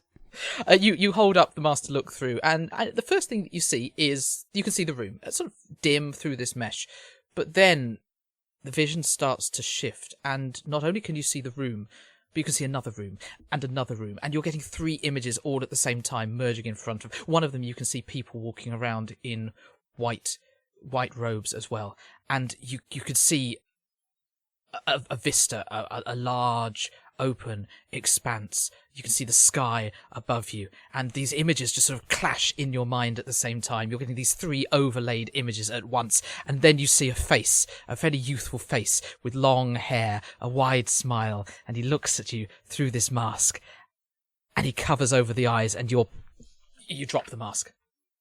Can you roll me sanity, please? Yeah. Ooh, that's a 27 success. That is a 1d4 sanity, please. Yep. Need a D. That's a 4. Tell me how you respond to losing those 4 sanity points. What is your action? I think the immediate reaction would be to throw the mask to the floor, and I think potentially with more than intended force, throw it away from me and just try to scramble back away from it. And go quite pale, I imagine. As you throw the mask onto the floor, the nose bit with the eye on bends. Miss Guerin? Dr. Guerin, are you all right? And I think I'm just going to run over and grab Bella by the elbows and just try and steady her. I'm not quite sure. Did something... You picked it up and then you... What happened? Excuse me, I think I might take some air with Mr. Curtis outside. And I brush past and head outside as well. I'm going to pick up the mask at a very long distance by the nose and just direct one of the constables to put it in a laundry bag or some sort of evidence bag. Just make sure nobody puts it on, okay? And then I'll probably head out too. Mr. Curtis, you've already headed outside. Now, I gave you a spot hidden roll before you did. What was the result of that? I rolled a 26 under 50, so if I used 1 point of luck, I could make it a hard success. I think make it a hard success. As I said, always encourage people to spend their luck. You don't need it, do you? As you are leaving the room, you spot beside one of the bookcases a cigarette butt. It's cold.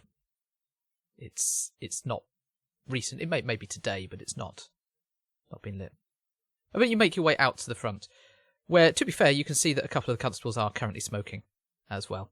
Was there any way to identify the type of cigarette butt? Was there such a difference within cigarettes at this time? Were there that many brands that it would be identifiable, or...? So at the moment, if you pick it up, at the moment it looks like it's a self-rolled. The cigarettes at this era did not have filters, so it was literally a tube of paper with tobacco in. But if you gave me a... Well, what sort of roll do you think you'd want to try and identify the tobacco type in here? I think it would definitely be in a top roll. Try again. Okay, let's try again. I think in reality, I don't know. I don't think I could argue chemistry. You can make a no roll. See whether you've experienced it before. Just educate in your time as a art and craft. Okay, yeah, that's good. So that's a 99 over, but it's over 75, so it's not a fumble, but it is. I feel the karmic wheel has turned on my rolls for this game. You think it's quite a cheap tobacco, but you can't quite place what brand it might be. Yeah, I'd probably bend down, pick up a bit of the tobacco, kind of go to smell it, but then accidentally put it on my tongue and be like, and kind of spit it back on the floor where it was, so that if anybody tried to investigate that, probably not that useful anymore. Apart from recognizing it, would I have at least recognized that it's in line with cigarettes? Back in... absolutely, yes, yeah. Okay. So yeah, I'd kind of have that, and then if Dr. Guerin kind of comes out, if the other police are there, I'd probably kind of nudge the doctor without realizing how pale and fragile they're looking, and be like, so I saw a cigarette butt, the same type of cigarette butt, from the house, in there. I saw a man's face through a mask. Competition. If it was, I'd be winning. Yeah, no, you're right. Sorry, say that again. You saw a man's face through a mask. I saw a lot of things. There was this sort of weird pagan mask with a lot of different things on it. I had a look through and I saw not only the room I was in, but other rooms, other places, other worlds. And then I saw that man that Emily described, the man with the long hair and the smile. The Stevens guy. Yeah. The fake, okay. The fake spiritualist, the commune. Yeah. Oh man, if I could get back in there, I don't think they're going to let me back in though. I'd love to see that mask. I assure you wouldn't. Oh right. Okay. Yeah. I can see it's had a profound impact. So what's your professional opinion of that? Just out of curiosity. Oh, there's many things, many objects, that can be imbued with not just like spirits and ghosts and stuff, but with intention, with power. Like can be like a communicative device. You ever hear about like, well, you must have heard, cursed objects and things. Sometimes these aren't just curses; these are things that are like, an intention that's put upon something for a purpose. So did you say you were looking through it and you saw something else? Maybe it's revealing something to you. You said white robes and sky and this guy. Maybe it's like there's also a belief of like memories of being trapped in items and places and locations. I don't think it's been invented yet, so I'm going to coin the phrase now. It's called stone tape theory, where essentially like a memory or experience is kind of like embedded within an item or a place. Maybe that's what you experienced. You saw something that either has already happened or maybe something that's that's going to happen. Maybe. But for what reason? I just don't understand any of this. It sounds like it's all pointing towards this guy Stevens, Right. Then I guess we better go talk to him. Find out what's going on. Yeah, right. What about your man? You said you had someone from the Steventons, the cult, the people, the commune. Yes, Mary. She's been just a few days, a patient for a few days. Maybe, we Clara could get a sense of the legitimacy of this person, because if they're pulling tricks and stuff, I'm pretty sure Clara's the one to spot that. Our detective can employ a bit of interrogation. Positive, I understand they're a patient, but still, we need to know what we're walking into with this Stevens character. Perhaps that's our next protocol. You climb back into the carriage. It's again a very short ride to the asylum. Dr. Guerin, you've been here before. In your psychological researches, you've spoken to a number of patients. You've been instrumental in reforms in this asylum. The level of care is significantly better than it was, thanks to your hand here. So you're recognised by the staff, by the orderlies when you come in. And there's an orderly behind the front desk who waves to you as you come in and says, Dr. Guerin, good to have you back again. Are you here to see anybody specific? We need to see Miss Wessel. Thank you. Miss Wessel. The doctors have asked that we minimise the number of people that she is seeing at the moment. So, is it just yourself, or is it all your friends as well?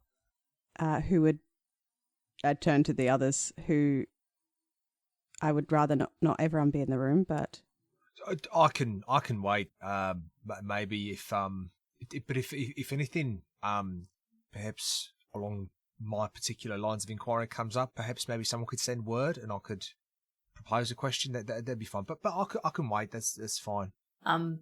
This is an active police investigation, so I believe I should be present at the questioning. But I'm happy to take a stand back. Well, I'm just a guest here. I'm more than happy if there can only be two people in the room. I'll wait with Mr. Curtis. all right, detective, shall we? We shall. You're led down a very clinical corridor to a room at the end of this corridor. The door is barred. It's a metal door with a little hatch, and the orderly opens the hatch, looks in, says, Mary, got some visitors to see you, Mary. You receiving visitors, Mary? There's no response. He slides up. She'll see you. And he unlocks the door and opens it up. I won't keep the door locked. I'll keep it unlocked so that you have access to leave, but she's not shown any attempts to escape. She's not shown any attempts to leave, so I think you'll be fine. Of course. But please be gentle with her. She's been through a lot. Of course. And he closes the door behind you without it locking. What do we see? You see a fairly small room with a bench and a bed, and huddled on a chair in the corner, with her face turned away from you, is a lady, probably in her 30s. Her long, scraggly hair is over her face. She looks at you. You can see one eye peering through the tangle of hair as she looks at you. And she just doesn't say anything. Mary, my name's Bella. I'm a doctor. Do you mind if I talk to you for a little while? Talk about what? The doctors, they all talk. They all talk, but they don't say anything. What would you like to talk about? Where is my child? Is she safe? What's your child's name? June. June. How old's June? She's 4. I'll keep an eye out for June. You promised. You look. She came with me. They said they'd look after her. I haven't seen her, but they said they'd look after her. Yeah, of course. I'll find out and we'll let you know. Okay. Thank you. You wanted to talk? Yeah. This is my friend Thomas. He's with the police and would like to help. You. Is it alright if he talks to you for a bit? Yes. Talk. We can talk. Talking's good. Talking's good. Hello, I'm Inspector Montague. I've come to ask about a sensitive matter, about your time with the Stephenites. We believe they're behind some kind of crimes in the area, and thought that you could illuminate us. I was a member of their community, that vile place for several years. It was a waking nightmare. We were forced to work long hours on the farm. We barely had enough to eat. But Stevens, he lived in luxury, always surrounded by the prettiest women and the most handsome men in his house. And I was, for a short time, I was one of them. I was one of the chosen few, and then I grew too old and was sent to the fields. But I was pregnant. I was abandoned, but by him. I too have dark things in my past that I struggle to remember. I feel your pain, my dear. This sounds like enough to at least investigate, if not arrest this man. But is there anything? Is the man supernatural at all? He's just he's a monster, but he's just a man. We were told he was the.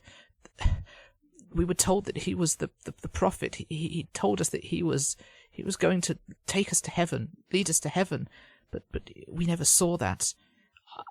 I had to get out of there. I couldn't see my child grow up in that place, surrounded by the madness and the darkness. And then Stevens wanted to take my daughter and expose her to that horrible thing in his chapel. It watches us, always hidden, but watching. It's always watching us, constantly watching. It cannot escape its gaze. It watches us. And she starts to rock backwards and forwards. It's all right, Mary. Just take some deep breaths for me, okay? We're here. We're with you. It's going to be all right. You did the right thing. You did the brave thing. Did I? It was hard to get out. It was a dark and stormy nights. The lamps were blowing out, so there was darkness and so much noise. The wind blew the roof off our room. I had to run to save my daughter. So I took my daughter from the house, and I ran with her. I crawled so many miles, so far, but I know that it's still watching. I could see the horror, the eye, 3-lobed burning eye, watching us always, searching, never stopping, never letting me go, never stopping, never letting me go, never stopping, right. always watching. And she's rocking backwards and forwards, more violently now, more violently. I'm going to try to take her by the shoulders and just soothe her a bit. You take her by the shoulder and she spins round to face you, her mass of tangled hair facing away, her one eye looking at you, the other, a bloody, empty socket, stares at you. And it's a demon, a god of chaos and destruction. He worships it, gives it power, and it watches, and I still hear it, louder in my ears, shouting, talking, shouting, The mountain calls for him. He will call for the mountain where he will ascend. And she starts screaming, and blood is dripping from the wound on her face, and she starts clawing at her other eye with her fingers. Okay, I'm going to intervene and use my brute strength to grab her hands and restrain her from her harming herself. I would like you to, but I'd also like a sanity roll for both of you, please. Yes, let's check if I'm mad first. Ooh, 77's not going to do it.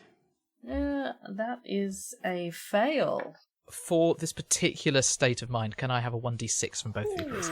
Ooh. Ooh, that's a 1. That's a 3. That's okay. So I think you're able to restrain her now, but she's screaming loudly. Curtis and Clara, you can hear the screams now from the end of the corridor. You can see a few people in the waiting room are looking up at the corridor. Can I have a spot hidden from you, please? Ooh, just failed. I was probably in the middle of saying, it's probably a dead end, this whole, questioning Mary. This probably won't get anything from it, and then screaming outburst. And I rolled a 5 over 40 for an extreme success. Oh, Fantastic. my goodness. So, Clara, your spot hidden there, as you hear the screams, you see somebody is walking down the corridor, but you see that they're smoking. Their white shirt is glistening, almost neater, brighter than the orderly shirts here as well. And he's smoking a cigarette as he walks down towards the corridor. I, as subtly as I can, grab James's arm, on the forearm, and squeeze very tightly, and gesture towards, with my eyes, to the figure. Oh, shit. Do we... Yeah, we clock who it is, don't we? Or who we think it is. Can we, can we see their face? Can we get a visual... They're walking away from me, but all you can see is that the cigarette in their hand. Right. What should we... Let's just calmly follow? Sure, I'm unarmed. I'm not. I always... Just in case, because, All right. people can treat... Yeah, no, let's Okay. Come on. It's okay. Sure. Let's go. And I guess, are we subtly following? Fly casual kind of situation? I think if you want to... I think I'd like a stealth roll, just to see that you're not going to fumble. You had to say it, didn't you? Sorry. It's a 67 over 20. That's okay. So you're not being particularly subtle, but this guy has a purpose. He doesn't know that he's being followed. Yeah. He doesn't really care he's being followed. You're not drawing attention to yourself, but you're also not super sneaky spies. Yeah. And he walks down towards the room where Clara, where Dr. Guerin and Inspector Montague are as well. And he peers through the hatch. Inside the room, Dr. Guerin, Inspector Montague, you're trying to restrain Mary here. She's screaming incoherent screams, babbling about being watched and the Watcher and the three-lobed burning eye. I think I'm calling out for a nurse, just trying to get someone to come help, but also helping Detective Montague try to restrain her, just trying to stop the harm at this point. The door opens and an orderly comes in, dark hair, quite close cropped hair. It's not the same orderly that helped you earlier. It said, I'm here to help. Shall I help take Mary away to calm her nerves down? I don't know if she's in a state to be moved at the moment. Do you have anything do you have any ether on hand we can give her now?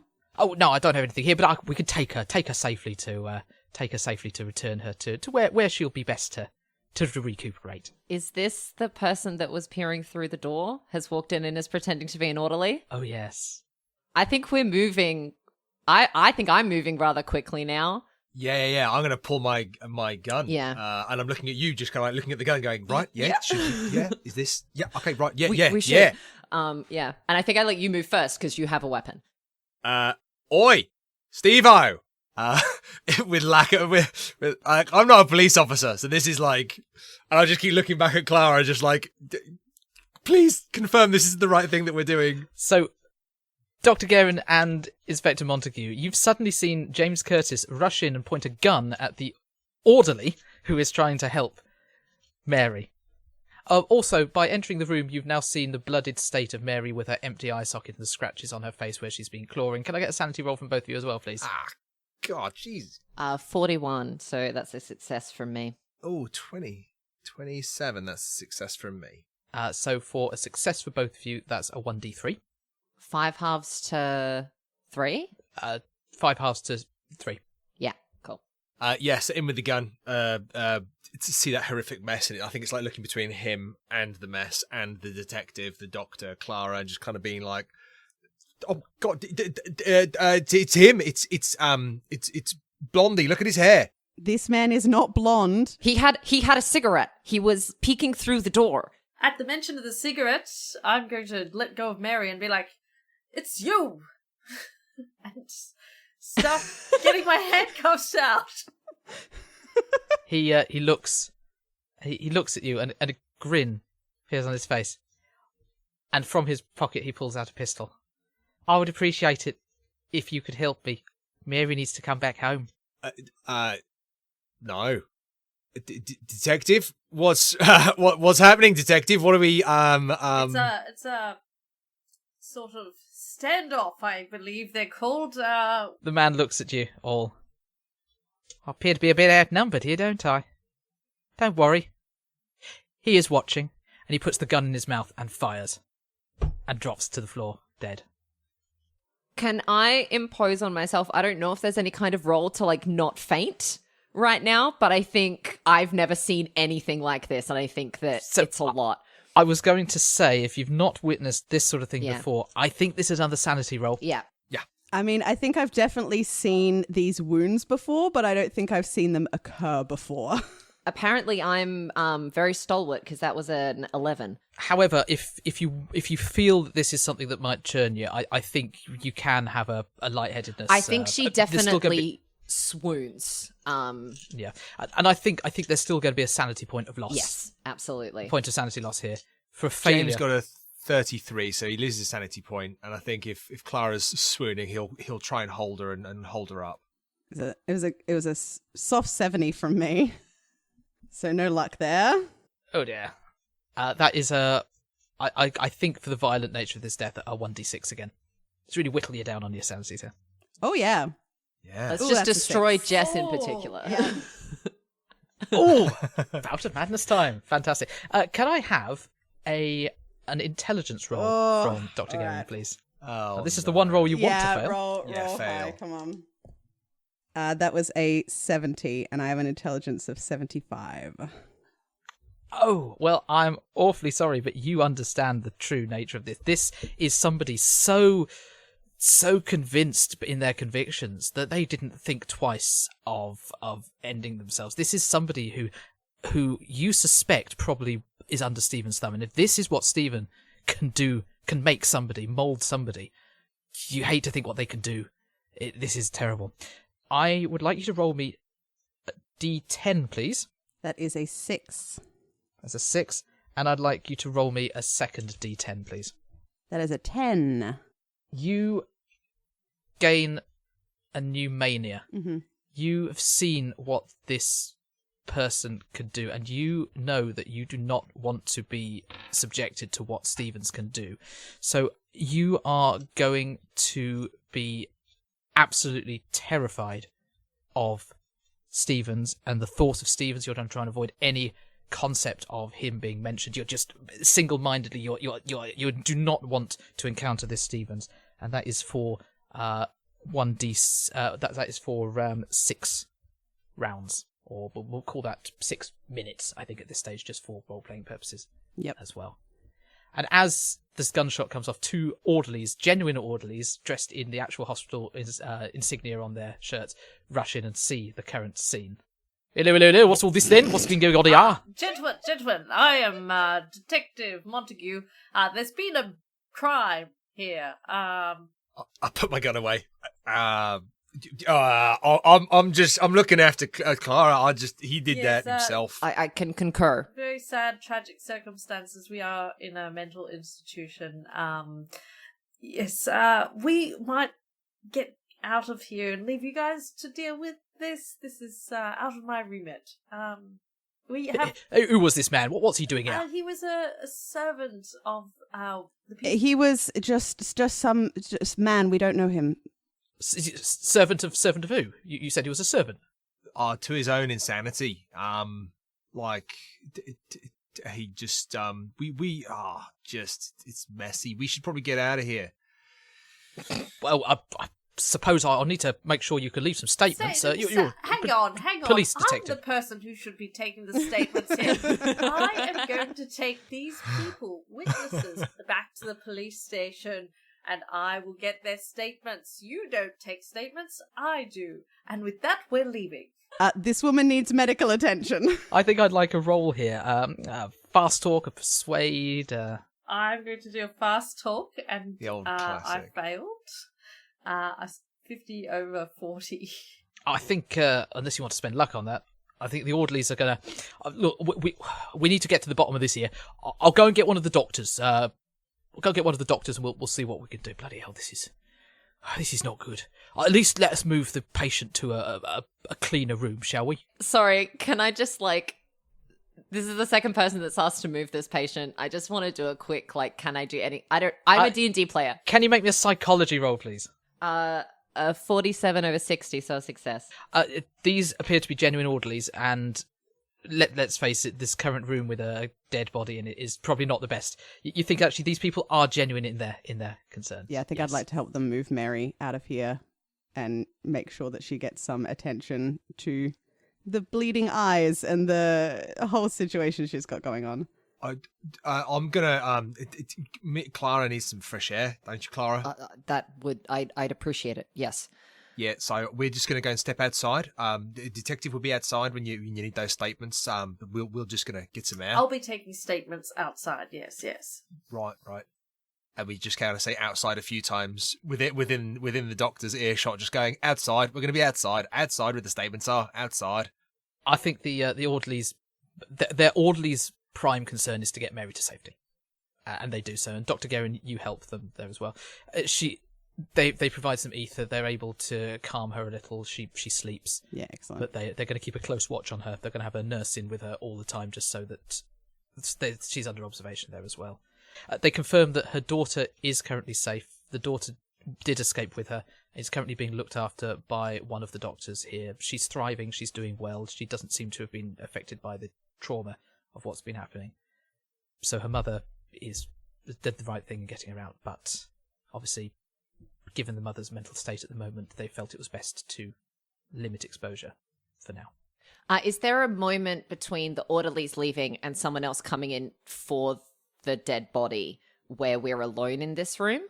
There can be, yes. Just to do a very quick, again, I'm a Dungeons and Dragons player. I just want to check if there's anything in his pockets or anything. You want the money. You want the money. I don't want the money. Loot the corpse. I felt like I had a lapse in detective judgment due to the violent nature of the crime, and then my immediate thought after this discussion was, we should search the body for clues. The body has nothing. You've got a cigarette and a few cigarettes and a box of matches. But other than that, there's nothing there. He travelled light. You all exit the Ballarat Asylum. There's a bit of a kerfuffle in the waiting area. People are being ushered out as well. But other than that, Sorry, Keeper. I am gonna take one of those cigarettes. I had a hunch. I just know that there was a talk of other things earlier. There was the talk of when Stevens came to the Bailey house and performed that there was a slight hallucinogen. a wormwood, yes. So I wanted to take the cigarette and just when we're outside and we have a moment, just almost rip it apart in my hand and just kind of look at the. I know what tobacco looks like. I just want to kind of see if there's any other herbal remedy inside. I think it looks like it's tobacco. You can't see anything else particular. I can give you another no roll if you like, just to see whether you can identify what tobacco it is. I want to fail, and I just want to sneeze it all over someone. Just inhale it all. Another no roll. Okay, actually, no, yeah. Oh, just 74 under 75. This is very, very cheap stuff. You think it's Swagman's Choice brand. It's not. It's not particularly fancy stuff. It's the sort of stuff that you pick up for pennies in a tobacconist store, and people judge you for smoking. So I will say to I don't know if the doctor's outside yet, but I will say to Clara and to Thomas, and just say, as they've got the cigarette, and just kind of show them, just say, doesn't appear that there's any like hallucinogen or anything in there, like the St. John's wort. So presumably his state of mind, that's the long-term process. It's not like induced by something, unless there's something else going on. You didn't see the mask that was found, but it symbolized intense devotion to some kind of figure, god, idealistic belief. It's very pagan, but it certainly suggests that the people involved in this are almost madly dedicated to whatever it is they are serving. Did you hear him? Like he said, like he just blew his own brains out and said it like he's always watching, like the Watcher. That like I heard. Mr. Curtis, have you heard of this three-lobed burning eye thing in your studies? Three-lobed burning eye. Let me just check my own book that I've published and hold it up here for the camera and everybody watch. Keeper, would Curtis have heard of that specific phrasing, the three-lobed eye? I think I need a Cthulhu Mythos roll for this. Ooh. I don't think you've got any Cthulhu Mythos. I don't. But if I rolled a 1 and used luck, no, it doesn't work like that. No. You do that and it rolls it back round to 100 and you fumbled. Cthulhu Mythos. Yeah. Wonderful. Yeah. Bugger. What could go wrong? No, you don't. It's not an imagery that you're aware of. Okay. Do detective and you know, doctor, if you've arrived back, what happened? What was said in there? Like we heard Mary, was it Mary? We heard Mary kind of like shouting stuff, saying stuff to you, but Clara and I were following the guy.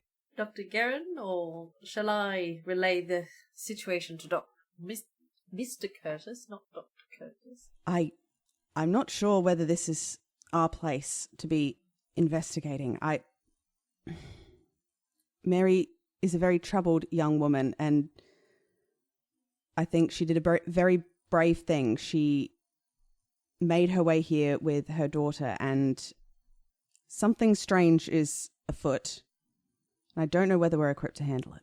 Oh, well, we've got the Ballarat police force at our hands. I think we're well equipped to deal with this. We need to march on down to that Stephenite community, ransack the chapel, and find... Absolutely not. I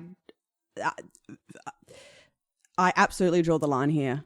First, do no harm, and this is more than I'm equipped to handle. Any of us are equipped to handle. Doctor, if we go to that community and there are people that need help, medical help, does your oath not stand up in that respect? That there could be people that need you right now? What we're talking about is so far beyond our own comprehension. I can't escape the thought that we've barely scratched the surface. A man just died in front of us. If we don't scratch this, Doctor, and this grows, and more devotion is given to whatever this thing is, this Watcher. I heard that screaming, something about go to the mountain, the beyond the mountain, this metaphorical, like this. These people are so devoted. If this isn't challenged, this could be like a contagion. This could spread. People, lots of people could get hurt. Perhaps you're right.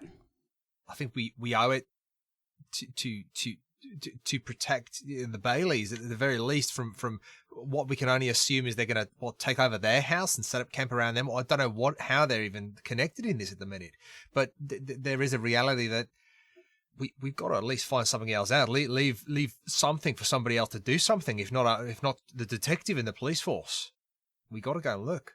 I hate to be the one to say this, but I agree with Mr. Curtis. Well, what do you think is the best approach for these Stephenites? I can take the whole constabulary down there in the vehicles with the horses. Set up a perimeter. Or should we infiltrate in a more stealth-like manner? Perhaps under like generous false pretenses, we could. I think if we go with this sign of conflict, it's going to end bad. If these people are so devoted, I think that's going to end in violence quite quick. Maybe we could go with a message. Maybe, you know, they might not know what's happened to their man here, that he's blown his brains out. So we could send a message saying that, like, he's asked us to come down and say that him and Mary are like going to be here tomorrow. They're just preparing. They're getting ready. Maybe they're getting the girl, you know, and just buy our bit of time that we're messengers in that respect. And that he sent us because he trusts us. Or is that going to unravel real quick and we're going to find ourselves in incredibly hot water? I suspect that I am known to the Stephenites, given their pervasive nature through the town. It's the moustache that gives it away. Yeah, it's a handsome moustache, give you that. If I shave it off, maybe they won't recognize me. I hesitate to ask. I think shaving it off is a penalty dice on every charm and persuasion. Perhaps a clever disguise is in order. Is anyone experienced in the ways of theatricals? I have some experience in making people appear different to what they are. We've done some tricks with that in my old act. I could, at a pinch, perhaps make more familiar faces seem slightly less familiar, but I didn't do a lot of it. I think whatever we do, the less we can engage with the Stephenites themselves, the better. I know it's not the same, but with the spiritualists that used to travel around and gain great followings of people that believed in what they were telling them, there was no point engaging with the frenzy. You had to reveal the trick. You had to show the falsehood. Whatever this thing is, we have to go for the trick. We have to go for what it is at its core and let the Stephenites come to the realization that they are devoted to something evil. So this is the chapel, right? We need to get to that chapel. That would be my play. Maybe we go under the cover of darkness. Maybe we sneak in. Maybe we avoid this whole hi, nice to meet you. Can we join your Stephenites kind of like culty cult group? And we just go straight to the chapel, see what's there, and expose it. Is that Clara? Is that what you're saying? Yes. Reveal the trick. That's the only way this kind of thing breaks. Miss Baldwin, would you happen? I know you have given up your trickster ways, but would you happen to know any way that we could terrify these people so the majority of them leave, clearing out the settlement so that we can face Stevens and the chapel alone? Keeper, would I have access to anything on that scale? Probably not. Your scale is very much in the close theatrical as well. However, as you are discussing this, are you suddenly outside the near the carriage with the police constable? Yeah. Constable Rothwell looks down from the carriage and says, "Pardon me saying so, but it's worth mentioning that a number of the Stephenites have been leaving the compound recently. That there aren't that many people there at the moment. They're on some sort of pilgrimage or something, I believe.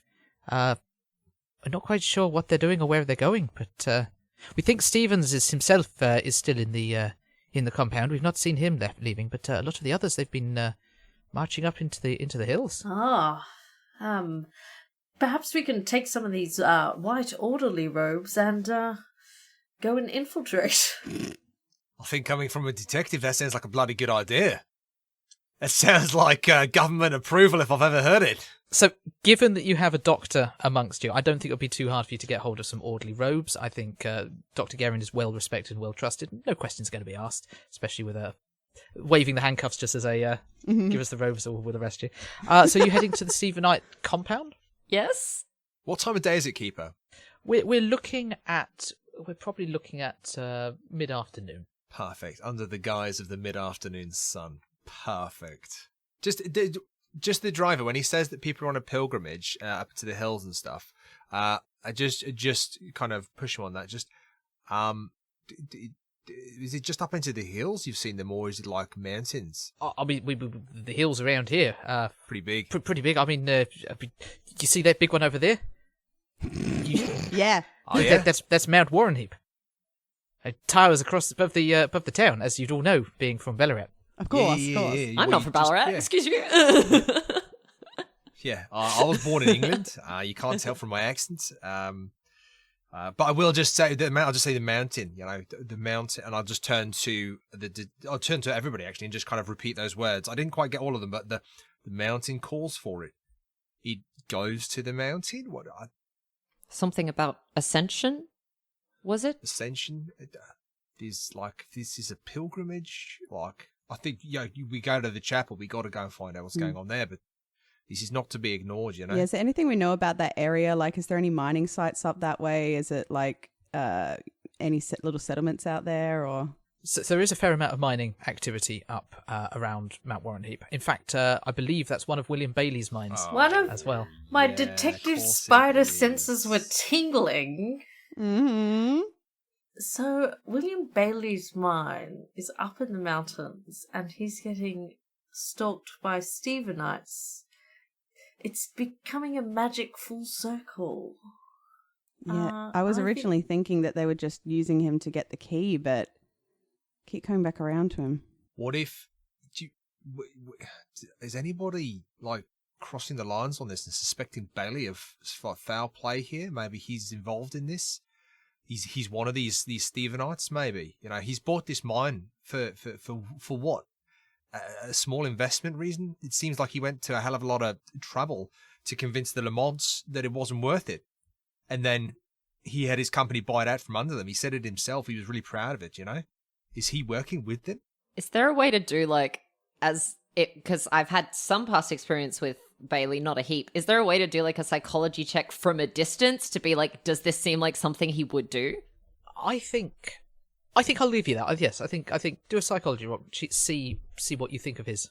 Yeah. From what you know of him, isn't it? Yeah, yeah. Can we hear the "It's All Coming Together" music in the background as we say these words? That's a 99 over 60. Oh. Hey! Not a fumble, but not a. Yeah.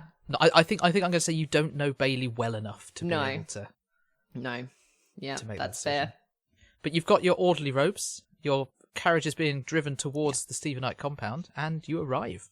Is anybody there, Keeper? Like when we kind of get out, or is it like literally deserted? There are Has a everybody few gone to these people in white robes around, but they seem to be packing things up. They seem to be moving things into carts. They seem to be a little bit of tidying of the land, of picking up a few vegetables, but other than that, but at the gate waiting for you, you see a tall, very attractive man with long, flowing blonde hair, clean-shaven face, and a big smile.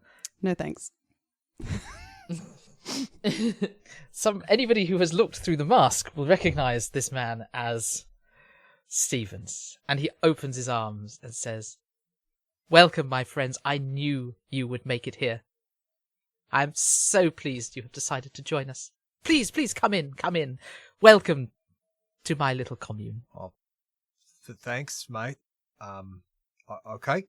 I am John Stevens, the leader of this humble community seeking enlightenment under the three-lobed eye of enlightenment, which burns like the summer sun. Please come in and make yourselves comfortable." And he clicks his fingers. Jonathan, make our guests comfortable. See to any of their needs, and how may I help you? Can I get a quick read on, does this guy recognize me, or is he just like welcoming us like we're just visitors that he knew were coming, or? Psychology roll, please. Oh, I think that's a fail. That's a fail. He just seems... he's slightly odd. It's almost over-familiar. Look, Stevens, isn't it? Came here to do some yoga, get limber, etc., etc. Curious for some hot yoga. But we'd love to see a chapel. Like, I hear there's things to see there. Oh, there's plenty to see here. Plenty to see with enlightenment. Shall we open your mind? Shall we open your eyes? Is this a proverbial opening or a literal opening? Oh, we practice and preach no violence here. All can be sold with discussion. All can be sold with acceptance. Please, do come along, let me show you the grounds. And he leads you on, and Jonathan and Jennifer are following behind, dressed in their long, white, flowing robes.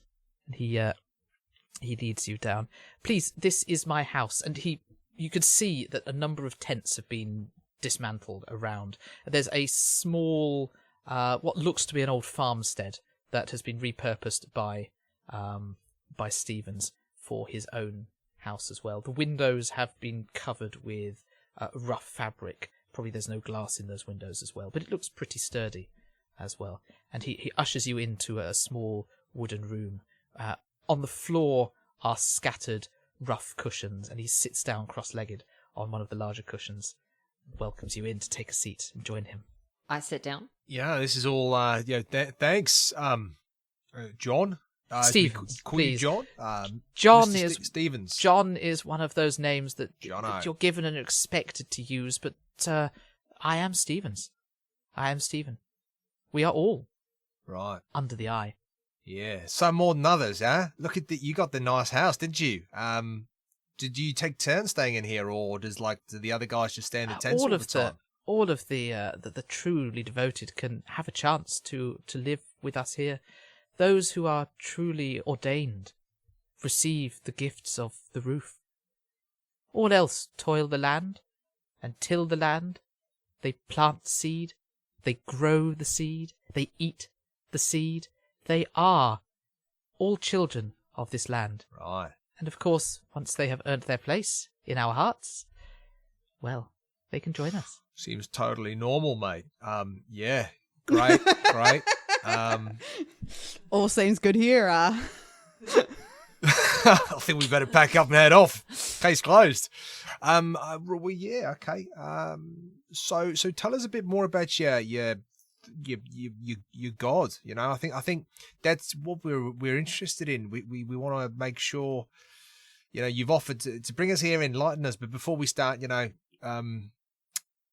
drinking the Kool-Aid, it's worth kind of just having a chat. I think Curtis is being a bit like this because of his belief in traditional spiritualism and things, whereas he sees this as like profanity and he sees this as an abuse of what spiritualism is. So this is why he's being a little bit provocative with Stevens. He's like, so maybe tell us a bit more about your God. We are just seekers of truth and spirituality. There are many spirits, there are many gods out there. We have just chosen to observe the spirits that most appeal to us. Right. But please, you must be hungry. You must be thirsty. I will bring you some drinks and some sustenance for you as well. Not particularly hungry. Yes, you know, I just ate, had a stomach bug. You know, cryptosporidium, not good. So we just look. We've met one of your followers, and I mean, you say you practice devotion, but devotion to what extent? Because we've seen some things, and I think there's devotion, and then there's devotion. But one of my followers, who? Man smoking a cigarette, I suppose. You have met Bruce, I see. Bruce. The Yeah. shark from Finding Nemo? Yeah. He is truly one of our most devoted followers. He is dedicated to our cause. He's always watching out for all of us when we go astray, like lost lambs to be brought back to the fold. Was one of your most devoted. Dedicated. Yeah. I mean, was he a calm temperament? Because to us, there was one time he just seemed to like lose his head. Awful. I think, are we not provoking him? Because he's talking about this whole like, I love it. watch, because he's there like, oh, we're all watching. And before the guy like blew his head off, he was like, the watcher's watching. So surely he knows, John Stevens knows already what happened to Bruce. If he's worth his salt in Cthulhu mythos. Yeah, can I be reading expression on Stephen as this provocation happens? Can we have another psychology roll, please? But this is opposed. Ooh. Can we all jump in on this? I think we're all, to a degree, kind of... You can indeed, yes. Fail. That's an 8 from me for an extreme success. What? Where do you buy your die from? Yeah. The D6 shop. You've just been rolling a D20 this entire time. Like, is this... Guys, I'm just always rolling beneath a 6. It's amazing. Guys, this game is so easy. So that's an extreme success because he got a hard success on his. He was only one off an extreme in his. But I can't spend luck on an NPC. So yes, you can tell that he knows more than he's giving. He is very much putting on this show for you here as well. He's wanting you to provoke him with specific details. He's almost waiting for you to goad him more. I don't like that. Can I just pull out my revolver? I think maybe I just lay a hand gently on Curtis's sort of forearm as like a calm down kind of motion. I'll just kind of give Clara, and I get it. I get what she's trying to communicate, and I'll stop taunting to a degree. Mr. Stevens, you say that we're here to find enlightenment. Oh, yes. That's why you came to see us. Is it not right? Of course. But I find that the truest enlightenment comes from the source that gives it, and I know for a fact that that's not you. We're not here to see you. We're here to see the three-lobed eye. And he looks at you. I see your eyes have been opened too. But are you sure you really wish to see him? Are you sure you wish me to show you? Are you really open-minded enough to experience this enlightenment? If you so wish, I invite you to step into the chapel, behind the curtain, behind me. I will be here waiting for you to see, well, how it goes for you. And he opens his arms and indicates to a curtain hanging on the wall. I'm gonna stand up and move to the curtain. Yeah, I'm going to stand up with Clara and see if he stops, if it's like one person at a time kind of thing, but I don't want her to go in on her own. I'm racking my brains for some aspect of the law that I can arrest this cat on. You're under arrest for too much suggestion. Maybe there's unnecessary smiling. General villainous behaviour. Moustache twirling. I'm the only one who can twirl a moustache in this scenario. Bad vibes. Just good vibes only. Bad vibes. Yeah, good vibes only. I'm going to go with Clara. I'm just so that whatever happens, there's a witness or at least somebody else to share the experience. I'm too curious. I have to know what this thing is. You pull back the curtain and you enter into a small room. There's a 4-poster bed, quite tatty, quite rough, and there is a large table. Sitting on the table, you see a selection of candles burnt to different levels, some quite tall, some quite small, all dribbling wax across. And on the centre of the table, you see a life-size statue of a bust of head and shoulders. And adorning this statue is a misshapen mask with a tentacle in the middle of its face, overlooking.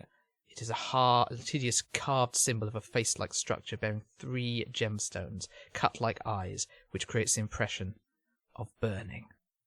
Can everybody roll me sanity for seeing this? Oh, yes. 15. That's a success. A good success. I'm just thinking about how much luck maybe I should burn right now. You're going to burn a Nathan amount of luck. Well, we're 76 over 64 and I have 60 luck. It's a lot. I think I might just... It feels like not the time to fail. Everybody who succeeded, roll me 1d4. Everybody who failed, roll me 1d6 plus 2. Oh, I'll fail. Oh, my word. That's 1 point of luck from... sanity from me. Down. I rolled a 6, so I lose 8. Oh, wonderful. And Dr. Guerin? Oh, was I there? Oh, well, did you head in as well? Sorry. No, I stayed back. I was just Clara and James. That's fine. Clara, what was your starting luck and how much luck have you lost? Sorry, what was your starting sanity and how much sanity have you lost so far? My starting sanity was 70. I am now down to 56, so I have lost 14. That is 1/5 of your starting sanity. We are in a indefinite insanity territory. Right. Oh no. Because this is a one-shot, I'm still going to give you control of your character. Normally we would take it away from you. Yeah. But we will decide what your madness bout here is, and obviously you can act upon it as you can. Could you give me a 1d10, please? Sure. That's a 10. That is a 10. Uh-huh. And can you give me another 1d10 as well, please? That's a 1. Your eyes are opened by this mask. You can see that your skepticism, your crusade to bring down the charlatans is completely wrong. There are no charlatans. This is all real. This is genuine stuff. Stevens is the real deal. And if this is what Stevens has been able to open your eyes, he has enlightened you. This is not scary. What it is, it's scary, it's terrifying, but it's new ground, and this is what you want. You feel that this enlightenment is the path to where you need to go. All of those years you've wasted on logical thinking, and it's all been fake, this is the real deal. Stevens is right. And if there's a chance for enlightenment and ascension, you want to take it. Cool. Curtis, how do you respond to seeing this mask? Well, I succeeded on my sanity roll, and then I only lost 1 point of sanity. I am still... I just worked it out, sorry. Where's my page gone? So my indefinite sanity would be 17 points, and I've only lost 7 points thus far. So I'm not looking at Clara at this moment. I'm looking at the mask. I'm looking at the bed. I'm looking at the table, the wax, the bust. It's all massively mind-boggling. I can see, having read widely in this area, that this is wrong. There is something going on here, or even if it's not wrong, it's something very secretive and very, well, considering what we've seen with the blowing off the head and the eye gouging and the escaping and the ghosts and the ectoplasm and everything, this is all horribly wrong. But unfortunately, I'm just assuming that Clara next to me is assuming the same things that I'm almost kind of saying things to Clara, just kind of going, oh my God, did you see the mask? But I'm not turning to Clara to kind of go. I think after a few moments, I fall to my knees and I start just silently weeping with my face sort of upturned towards this mask. And I don't even know if I'm blinking. Like, I think it's like if you stare at me too long, it becomes Uncanny Valley how long my eyes go without closing. Can I have a power roll from both of you, please? You get a penalty dice on this, Clara. Oh, just 80 over 85. 75 over 70. James, Curtis, you get a slight headache looking at this mask. It's just, it's quite horrific. Clara, your unblinking eyes see more than you could ever imagine. You feel yourself, you see yourself hovering above the landscape. You see beneath you a large plateau of Vulcanus Mountain. You can see in the distance the town of Ballarat, and you can see time passing. You see the clouds flying through the sky. You see the building of Ballarat expanding and expanding and expanding into a town. You see desert storms bringing that town back down to rubble. You see aeons pass, but the mountain is constant. The mountain is solid. The mountain stays. And as you watch this vista over the aeons, over the millennia, over time itself, you see your own unblinking eyes, the pupils splitting into 3 lobes staring down at you from the sky. And you know that Mount Warrenheap has the chance of becoming the nexus of this reality. You know that the future will be decided at Mount Warrenheap very, very soon. And you find yourself back in the room with a renewed sense of purpose. When she comes back, I've probably got like hands on her, like Clara, Clara, Clara, and I'm like shouting out, going, Doctor, Doctor! The mountain. The mountain. No. Come on. Stay with me. I'm just like tapping her face. Like, hey, it's okay. It's all right. We're going to the mountain. Okay, yeah. No. We can go to the mountain, but you need to blink, Clara. You're not like. Come on. Just like take a breath now. And I think I just stand up and start walking out the room. Dr. Guerin and Inspector Montague, have you been drawn to the noise? I didn't have to enter the room, but have you been drawn to the noise of Curtis shouting for you? Yes, very much so. But keeping one eye on Stephen so he doesn't make a quick exit through the curtains and trying to assess the risks going on. I'd like you to, if you're trying to keep an eye on this and not be distracted, what role do you think we'd make here? I'd give you the choice on that. Maybe a spot hidden? Either spot hidden or a listen, but trying to fail a listen roll, like trying not to get distracted.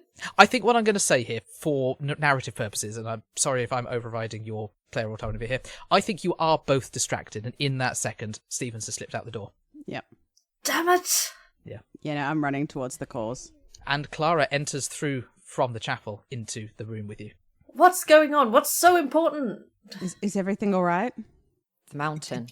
Clara, she's gone. Like, look at her. Look at her. She's like, she's not there. You know. I mean, she's there, but she's not there. Clara. We have to go to the mountain, and I think I'm just walking. I don't know. Like, yeah, I'm going to. If nothing impedes Clara, she is going to walk as under a spell on her own 2 feet towards this mountain. Do we stop her or follow her? How far away is the mountain, Keeper? Mount Warren Heap is probably about 3 miles outside of Ballarat. Okay. Be like, Clara, just stay with us for a minute. I'll stand in front of her and just test the idea of like stopping her. Just hands kind of on her shoulders, perhaps. Just kind of like, Clara, just stop. We'll get in the car and we'll all go like together. So you don't have to walk, but we will go. But we just need to get everybody together. And I'm kind of like looking over her shoulder at the detective and at the doctor, just being like, because we need to just like, is there anything we need to do here before we go? Does Clara stop when I do that, or does she kill me? No, I think I think she stops. I think she'll let herself be led, but I think in any way she's led, whatever direction the mountain's in, her eyes never leave it. As you have left, you've noticed that the last of the Stephenites have left. There's nobody else here. The entire complex has been abandoned. You see a side door of the house, which you hadn't noticed before, which leads into the chapel, is also open. It wasn't open a second ago. Oh, Clara, don't move. Okay, you stay here, all right? Yeah, we're gonna go. Just stay here, guys. I'm gonna get the mask. We might need it. Whatever you need to do, like, we got to do it because we got to go, because otherwise Clara's just going to start fucking walking out to the mountain, right? I'll get Clara into the vehicle and we'll take the carriage there. At least that will speed things up. Yep. I'll check out that open door. And I'm grabbing the mask. Mask is already gone. Shit, banging bastards. Bloody hell. You hear that from behind the curtain? Yeah. Shit, mate. The freaking mask's already gone. And then I'll come back out with the detective and Clara at that point. No mask? No, freaking Steve-O's gone and run up bloody mountain with it, probably. Where's the doctor? Gone through that really suspicious open door. They'll be fine. I'll stay here and clean my gun. The doctor just putting the mask on. Just I found another one, guys. I wonder what I can see through this. Is there like wood in the carriage that we're in? I think it's a fairly fancy carriage. You've got yes, you've got windows. It's wooden inside. Yeah. It's got windows to look out of. I've got a sort of small pocket knife. I think Clara has sort of unknowingly pulled it out, and in the wood of the door is carving 3 eyes as she looks towards the mountain. Fantastic.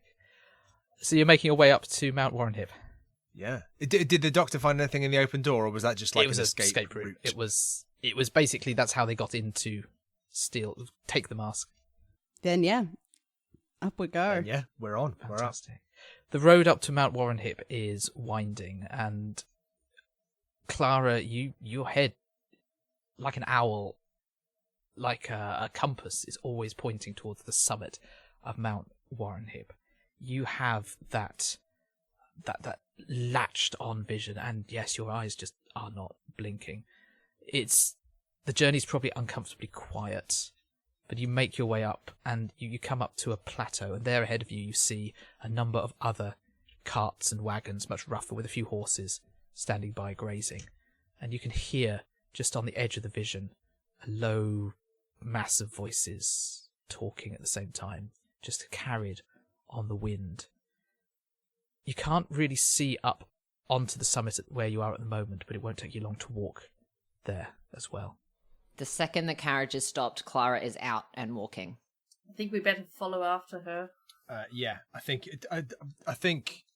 James at this point, he's basically kind of just tracking Clara wherever she's going, almost just kind of being there in case, for whatever reason, if she's kind of staring off in a direction about this mountain, she's not watching where she's going, she's not walking where she's going, she's just kind of drawn to it. He's very much there just kind of making sure that she doesn't trip, fall, that something else doesn't happen. Yeah, she's very much trance state like. Is that right, Keeper? Yep. So yeah, he's doing his best to make sure that she's safe going wherever she's going. He's convinced that wherever she's going is where they need to be going.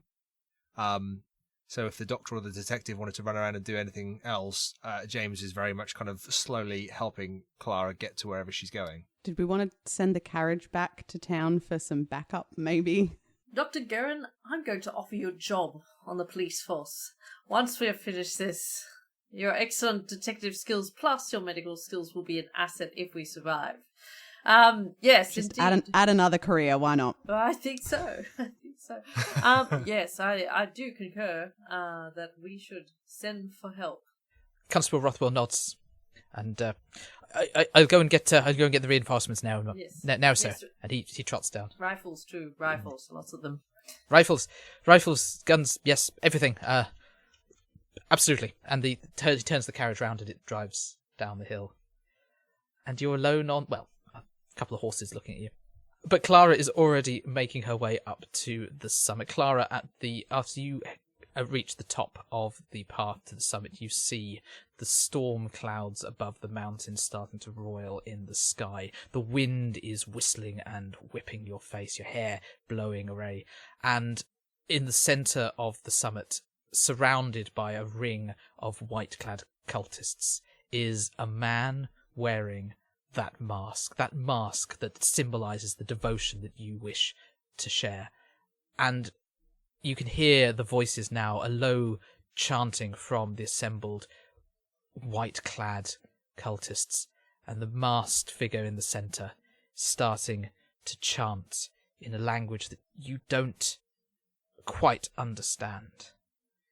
Ja nihilethotepia o magne decepta, ja tiviki seominom facite descendita regna mortaliam, ascendat Stephanos ad divininatum. And repeating over and over again. The chant of the cultists is simple. Ia nihilethotep. Ia nihilethotep. Are you wishing to join in? I think Clara sort of steps forward, trying to get in amongst the mass. I think her eyes have been unblinking so long now that they are entirely red raw, and there is just weeping down her face that's no longer tears. It's just the sort of her eyes trying in any way to be able to remain open physically for this long.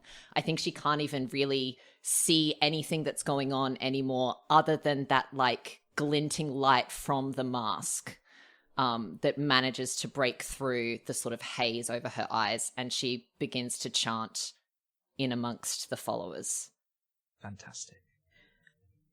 I take it the others are making their way up as well. Yeah, I think there was a moment where James was probably going to try and stop Clara, maybe even try and like cover her mouth to stop her from chanting and joining in, but I think there's almost like a realization that if he does that, it's going to come to a confrontation. Like, Clara's not going to let that happen, and he almost kind of runs that scenario through in his head, and he's like, no, that's just going to lead to an outcome that just is not acceptable. So he just kind of like, I guess, lets her go to a degree. and stands there with the doctor and the detective. And those of you who are more compos mentis, you get a more clearer view of what's going on. You can see Stevens, his long hair behind the mask. You can see that he is holding a book. It looks leather-bound from this distance, but you have a fair idea of what it is. On the altar in front of him is a dagger as well, and he is reading. He sees you come up onto the hill, and although he's wearing a mask, you can't help but feel that he is grinning at you. You can feel the power that is emanating off him as well. Can I get everybody who is not already insane to roll sanity for seeing this ritual, please? Come on, someone join me. Oh, fail. yes, 23. That's a success. 23 under 78. 49 under 51. This is a 1d6 for each of you, please. For even the fail? Oh, sorry. It's a 1d6 for a failure, although it's a 1d6 plus 2 if you haven't seen the mask already. 1. I have seen the mask. Yeah, so failure is a 1d6, so a success is a 1d4. Just a little one. It's all fine. It's like a costume party that's just got a little bit out of hand. It's all groovy. This is like the pub on Saturday nights. Has anybody hit their indefinite threshold now, or are we still there? Not there yet. Ha ha ha. Join me, Bella. Oh, yeah. Yep. That did it for me. Excellent. So you're also now indefinitely insane. However, you already have this mania that you do not trust Stevens. You do not, and you're seeing this now, and that starts boiling in you. The red mist descends, and you know that you must stop Stevens. This man cannot be allowed to continue. You've seen the power that he can have over people. You know that he must be stopped. I just start striding towards him. I'm going to be readying my revolver because I think I'm assessing the situation and it's going to get bad pretty quickly. Likewise. I'm going to get my revolver, but then I'm going to, if the doctor is almost following the same path as Clara that Clara's already taken, but the doctor's walking straight towards the middle, I'll copy the detective and get my gun out, but I'm going to almost kind of track around the circle a little bit so that we're not in the same place, almost kind of at the side. And then I'm going to do a really confusing gesture to the detective, like this, like a crab's pincer, and just keep saying, pincer, pincer. What are you saying, man? Pincer, pincer, Pincer? pincer. No explanation. I just keep saying it until I'm too far away to be heard. Am I the only sane person left? It's up to me to stop this. Yeah, I'm worshipping my own god now. Pincer. I'm going to pop you into dexterity order. So Curtis, you have a dexterity of 70, Bella 60, Clara 60, Montague 55, and Stevens 50. So, what are your actions? What are you doing? Before, however, you get close enough to Stevens, he looks at you and he raises his arms and his hands start to glow. Curtis, what's your action? I would like to. So am I already in position, keeper? Would you say around the side of the circle, or do I need to use an action to kind of get there and ready? I think you need to use your action to get here. I think it's quite a large circle. So if you want to get to where you want to be, if you want to get to the other side, that is an action to get there. I mean, you could run if you like, but you might risk running into or tripping over. Yeah, so I think if we were looking at a clock face and we kind of joined in at 6 o'clock, I'm trying to get around to about 9 o'clock, just so I'm just not next to the others. So rather than go the whole kind of the opposite side of the circle, but if needs be, I'd use my turn to do that because that was my intention. I think you're continuing around there. That's fine. Bella, you're striding forwards already. Yeah, I think I'm just going to attempt to break through the circle and head straight for Steve-O. That's fine. The cultists are quite tightly packed, so I'd like a strength roll for you to get through these, please. That's an 82 over 50. That's okay. You are able to pass your way through, but this is going to take your entire turn to do so. You're not going to just be able to stride past. So you're fighting your way through the cultists, and at the end of your turn, you're just got through to the inner circle. Great. Clara. Can I see Bella? I think you've probably seen Bella passing through the cultists. I don't know whether you're entirely sure of her motivation at the moment. Yeah. But you can see. Okay. You can see Bella. She's just pushed through past you, near you. Just trying to think how, cognizant within all of this I am. Because I think I still remember all of the things that we've been doing. Oh, yeah. I just now agree that this is the right thing to do. Your reality's just become warped. Yeah. I think I'm going to start moving towards Bella because I think in the back of my head, I know as far as I'm aware, none of the others believe that this is happening. So I'm moving to intercept Bella so that if she's going to do something, I'm going to be there to stop it. Fantastic. Montague. I'm at the point where I've realised that despite being an experienced police detective, my character has base brawl, base handgun, and base rifle shotgun. And Ooh. I'm kind of like I'm going to do it anyway because I swore to uphold the law. And I reckon there's a few local council ordinances being broken right now. So Detective Montague is going to get in and he's going to be ready to confront Steve-O about his essentially his rave without a permit. So you're pushing your way through the cultists as well. Yep. And I'm kind of going Fantastic. in a slightly different way to Bella because I can tell that Clara is on the prowl, like she's a bit unhinged. That's fair. Steve-O has seen you... seen all of this, and his hands are glowing, and he intermittently adds extra words into his chant, and you see these two ghostly white figures form up in front of him, and they start stalking towards you. Is it still my turn? So that was concurrent with you because you've got, so you've now got your gun out, haven't you? Mm-hmm. So that pushes you up to the top of the dexterity order, because with an extra gun ready, you now have a dexterity of 100. Well, a range of 100. My gun's out as well. My gun you're was already out. you're already at the top of the round anyway. Okay, so in that case, Curtis goes first. I'm probably going to drop it. I just thought I'd say. Curtis goes first, and then Montague, if you're firing your guns as you're ready in action. If I can see the detective storming through, I would, if it's okay, I would almost aim my gun at Steve-O, but what I'm going to do is if I see the detective and I see the potential distraction between Bella and Clara kind of building in the middle and these ghosts, I'm almost going to give it a second, let the detective kind of act out their thing, hopefully giving myself a better chance of taking a shot at Steve-O. Fantastic. Let's move over to Montague. Steve-O! You need to shut this down right now. On command of the Ballarat Police Force. And I'm pointing my gun at him. And look, to be honest, I don't think that he's going to listen to me, so I'm going to shoot. You're going to shoot. Give me a roll, please. Yes. Oh my god! Success! Yes! On base! Brilliant. Yes. Exciting. So we've got... 1d10, please. Was it at what level of success was that? a normal... Actually, yeah, we've got to do combat rules, don't we? Yeah, no, it's a normal success. Normal success. Fantastic. 1d10 for damage, please. The keeper's far too calm in this conversation. This isn't going the way we want it to go. Mm-hmm. It's a 3 damage. It's a 3. You wing him in the shoulder, and he grunts temporarily and continues with his chanting. But you notice that this ghost, one of these ghosts, has turned and is now stalking towards you. We have Bella. Single-minded, you know what you want to do. I think I'm going all the way up to him. And I'm pulling my own revolver out of my skirt pockets, because that's what a feminist woman has in the 1890s, is a small pistol. And I think I'm trying to get that mask off him. I think I'm shooting at the mask specifically.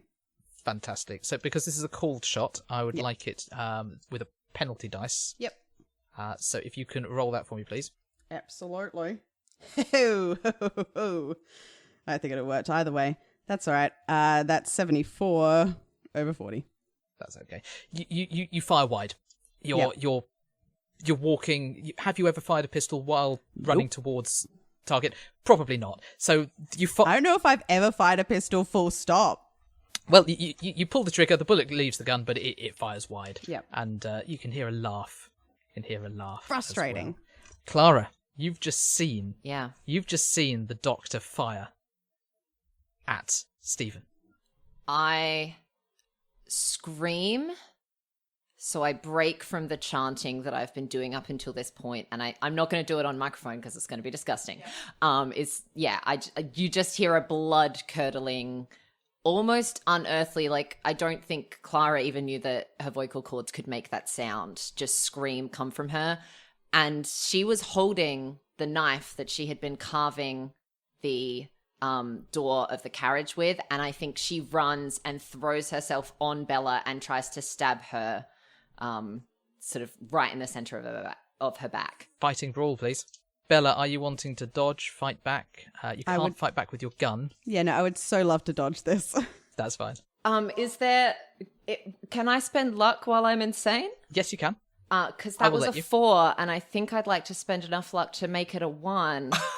So that it's a crit. What did I ever do to you? I'm insane, Jess! If that is what you wish to do. I like that you're saying that as you rather than Clara's insane. So, Bella, did you manage to dodge? That was an 83 over 30. That's okay.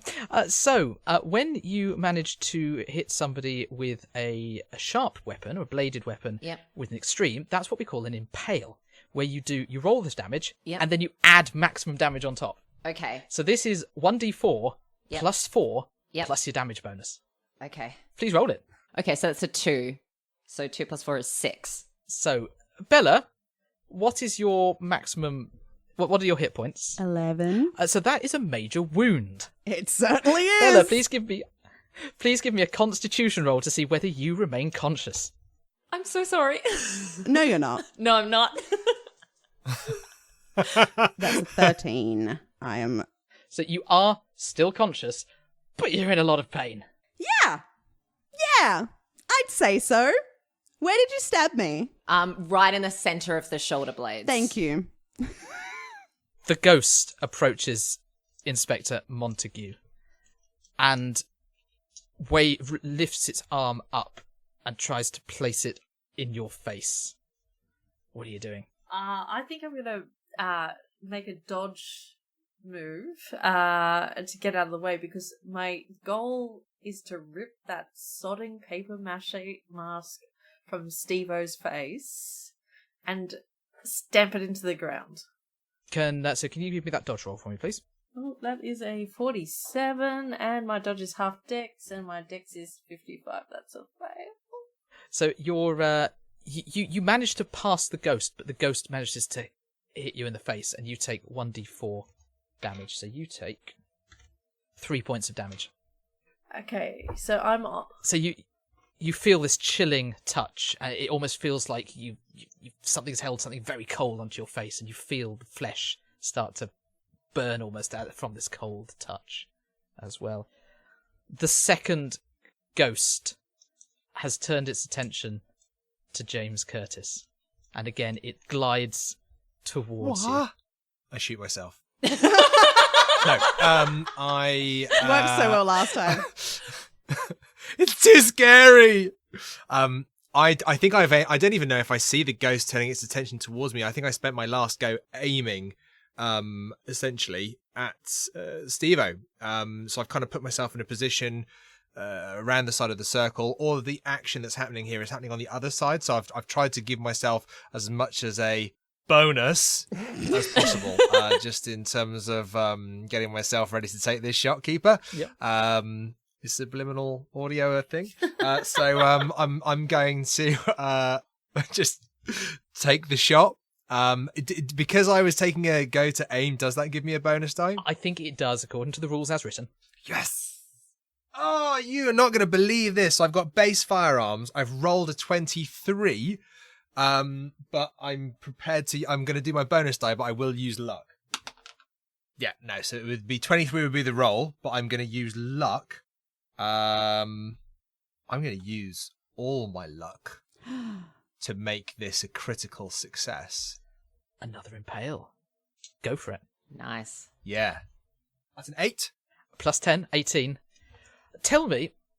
Plus 0, my bonus die. Damage bonus. You don't get a damage bonus on a firearms roll, Newman. You know that. So good. Throwing the gun as well. Yeah. Punch the bullet. Bang! Can you tell me how you kill Stevens? Oh, yes. So I'm absolutely terrified. Like, genuinely, these guys are all doing the very heroic and cultish actions. And I've hid on the outside of the circle. But I think just kind of standing a bit further away from some of the cultists by me, taking my time to aim, I'm seeing people that I know that I've been spending all this time with, attacking each other, and ghosts attacking the detective. And I can see that they're all going for the mask. So I'm very slowly taking my time to aim at the back of Steve-O's head, the bit where the mask doesn't quite come round to. It's the only bit of his long blonde hair that you can see, and I use that as the target. And then just with all the power and everything, I just take a moment, and then just before I pull the trigger, I just say something beautifully and romantically sweet to my past wife, like, I love you, dear, and then just pull the trigger and watch the mask explode out of the front of his head, probably all over the detective, which I didn't think about. And then I almost because he's just a spiritualist. He's not like an army man or anything like that. I think quite cowardly after he's taken the shot. If he sees that it's hit, he'll probably kind of drop back to whichever rock or outcrop he was kind of leaning off. I can say his next action though, Keeper, he is probably waiting for the time to run in, and depending on what the conflict is doing, hopefully people are going to spread and go wild. He's going to run in and try and either get Clara to stop her from running with the rest of the cultists, or if she's too far gone, help the doctor who he's just been stabbed. Stephen's brains leave the front of his head. You can see the mask cracks. Thomas Montague, you think that given the blood spatter that came out of the ghosts, the ectoplasm spattered on the floor, this is more like it. This is the spray that you normally expect. You can give me a dodge roll to try and get out of the way if you like. Stevens slumps forwards onto the altar. The mask dislodges. You manage to hit the ribbon and it falls off. And you see that his jaw has distended. His wide open mouth is wider than it should be. A large tentacle-y tongue, bleeding and bloody, is starting to writhe from the mouth. But it shrivels back in as his blood pools on the altar. The leather, or skin-bound, should I say, copy of the book is slowly soaking with blood. The ghosts fade away. They disappear. The cultists, surrounded by this... The cultists you're surrounded by, they start to blink. They start to come back into the real world. But where are they here? What are they doing here? That somebody's dead. There's a little bit of frustration, a little bit of confusion. People are milling around. People are wondering, why are we up here on the hill? I'm getting off this mountain. They start dispersing. Clara. Yeah. Your hold wasn't on Stevens necessarily. Mm. It was on that mask. Yeah. But I'm going to give you a power roll to see whether Okay. whether this has switched you out of your devotion here. That is a 59 over 70. That is a success. Yes. You're brought back into the real world. You still have a strong desire to obtain that mask. Mm. You still have a strong desire to learn more about that mask. But with the death of Stevens, something has just broken there. Yeah. What are your next actions? And then we'll take it into an epilogue. Ow is my next action. Get this dagger out of my back! No, leave it in my bag, please. Oh, right, yeah. I'm covered with the viscera because of my failed roll of Steve-O's brain. I'm so mad at this whole ridiculous situation that if people just obeyed the law, I'm going to rip that mask, break it in two, and then proceed to put my handcuffs on a dead corpse. We will take you to a couple of days later. Mr. William Bailey has thanked you profusely for your help in getting to the bottom of what this is. Well, have you told him about the occurrences on Mount Warrenheap? Obviously, there is now a paper trail with the police. Does he seem different? Do we get the impression that he was a part of this, or was he completely victimized by it? He finds that actually the apparitions and the ghosts and the noises have stopped. Since that afternoon on Mount Warrenheap, there's been nothing. The house feels peaceful, the house feels quiet, and he's been able to get the first good night's sleep for a long time. Psychology that you may have made, he seems innocent. He may be a bit of a brutal businessman. He may have some questionable morals when it comes to dealing with people, but at least they're human morals. Thomas Montague, I'd like you to tell me 2 days later what your thoughts are, and I'd like to go Montague, Curtis, Doctor, and we'll finish with Clara. 2 days later, I'm starting to question my belief in rationality, but still kind of in denial that what I saw on that mountain stays on the mountain, and I've just got a job to get on and do. I've returned the book to the library, but I can't deny that I saw things that have shaken me to the core, more than any crime I've ever seen. I think so. There's two things I probably would have been doing. One, depending on where or what Clara's doing, I probably would have been checking on Clara and trying to spend some time with her to make sure that she's okay. I feel that even though we perhaps started with significant lifestyle differences through this process, they've probably grown quite tolerant of each other. And through the experience he's checking on her whilst he is, and perhaps while she's resting and after experience, he's beginning to outline his book, which is a book simply called what should we call it? It's too easy to call it the Three-Eyed Lobe, isn't it? How about The Sacrifice of Man? Yeah, Sacrifice of Man. Yeah, there you go. That's it. Sacrifice of Man. Yeah. And he is appropriately changing people's names so that nobody is putting it untoward. Bella spends a lot of time recovering. Medicine's not what it is now, so it takes a little bit longer, but I think with her own expertise along with her colleagues, she does manage to pull through eventually. But I think she spends some time with Mary, talking to her, knowing now a little bit more about her situation, and maybe also reaching out with her connections in medicine around the country to find other people with similar claims and start investigating. Clara has been spending time with Mr. Curtis as he's been sort of checking in on her. She's been making arrangements as much as she can to find permanent lodgings here in Ballarat. And somewhere tucked deep into a suitcase that she's been traveling with for a long time now is a journal.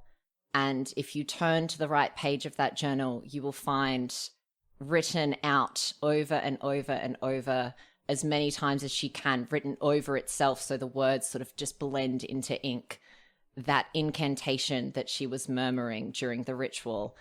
And next to that page sits a piece of the mask that she stole when they left the mountain.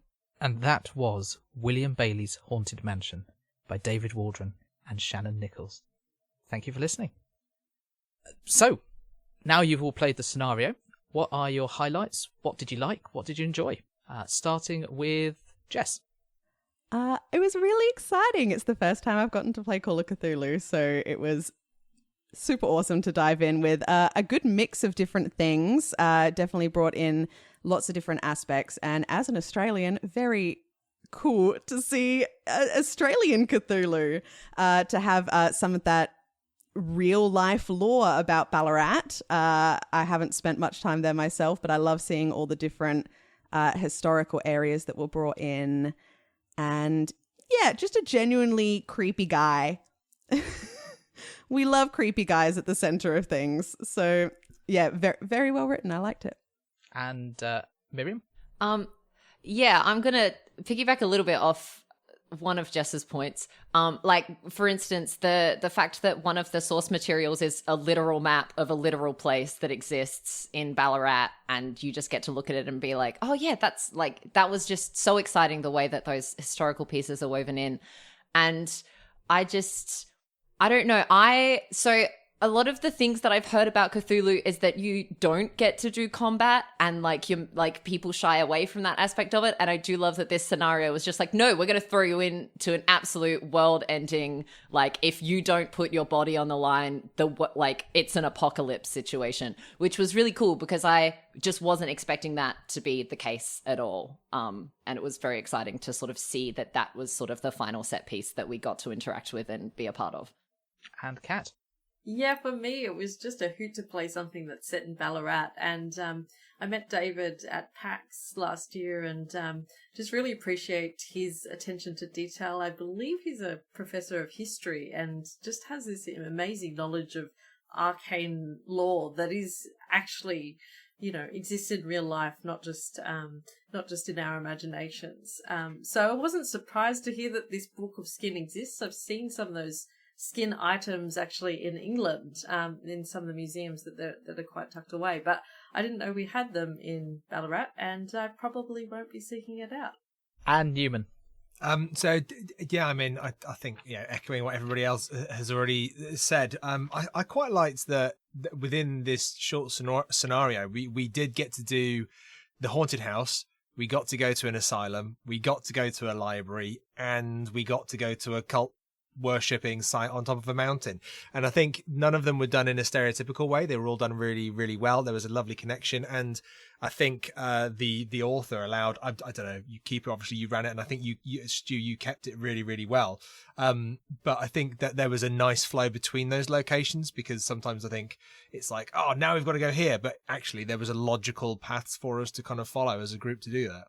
I have to agree. The way that David has written this, he's given us lots of locations, but it's very sandboxy. So other than starting at the house and ending at Mount Warrenhip, you can go to any of the locations. There's also another location you didn't go to, and you discussed it briefly about talking to Thomas Lehman about his dealings as well. That could have been a possibility. Obviously, you decided to go down different routes as well, which was great. I like the way that David's also written in visions to give you hints, give you clues. So when you look at the mask, it can give you the next clue to where to go next as well. But it's not forced on you either. There are plenty of different paths you can follow around here. And I have to say, I absolutely love the fact that we've got a real book bound in real human skin. What's more Call of Cthulhu than that? Fantastic. Yeah. I did have a giggle because I was like, is this going to be a very literal mask of Nyarlathotep? I'm like, is there going to be a name tag in here? And I'm like, I was very satisfied to find that it really was. Yeah.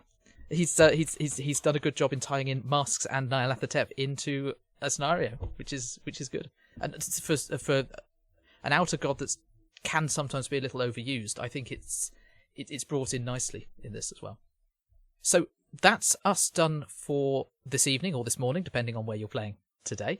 But before we all go, I think we should go around the table one more time, say who we are and where we can find us, any other podcasts or projects that you're involved in as well. So shall we go round again? Absolutely. My name's Jess Wolfendale, and you can find me on our D&D podcast, currently D&D, also some one-shots, Best Left Forgotten. We're on all social media, Best Left Podcast, as well as Best Left Forgotten at, oh God, what is it, Miriam? What? Which one? Our little website link thing. Oh, the Linktree. Linktree. linktr.ee/Best Left Forgotten. And I'm Miriam Fietz, and you can find me at all those same places because I do the same podcast. But it's a really good podcast. It is. I have to say, it is a really good podcast. I'm not just saying that because they played Host and Hostility, but no, it's definitely worth your while. I've really enjoyed listening to it. I'm Kat Clay. You can find me at catclay.com, KATCLAY.com. Or you can find me on YouTube talking about video games and TTRPGs at the same name. Or you could check out my scenarios for Call of Cthulhu, The Hammersmith Haunting, and The Well of All Fear. And Hammersmith Haunting, of which we have released now, and you can listen to at Miskatonic Playhouse as well. And I am T.A. Newman, the host of the Miskatonic Playhouse. Happy to play today with these wonderful people. Really, really good, actually. We are definitely going to need to do this again. This needs to be like a something that we kind of keep going as a thing. But obviously check out Miskatonic Playhouse. Come and check us out on Discord and join in our groups and our chats. You can find us at www.miskatonicplayhouse.com, where all of our links to all of our shows and everything is for YouTube and all of our audio stuff wherever you listen to your podcasts. And I've also written a few things, so you can search TA Newman at Drive Through RPG and have a little nosy at those as well. Excellent. Well, thank you very much for joining us at the Miskatonic Playhouse. If you like what you've seen, you can support us for as little as £1 a month on Ko-Fi, or Coffee. That's ko-fi.com/Miskatonic Playhouse. And if you are a community content author for Call of Cthulhu and want to see your scenario being played, just send us a copy at miskatonicplayhouse@gmail.com. But thank you for joining us until the curtain rises again.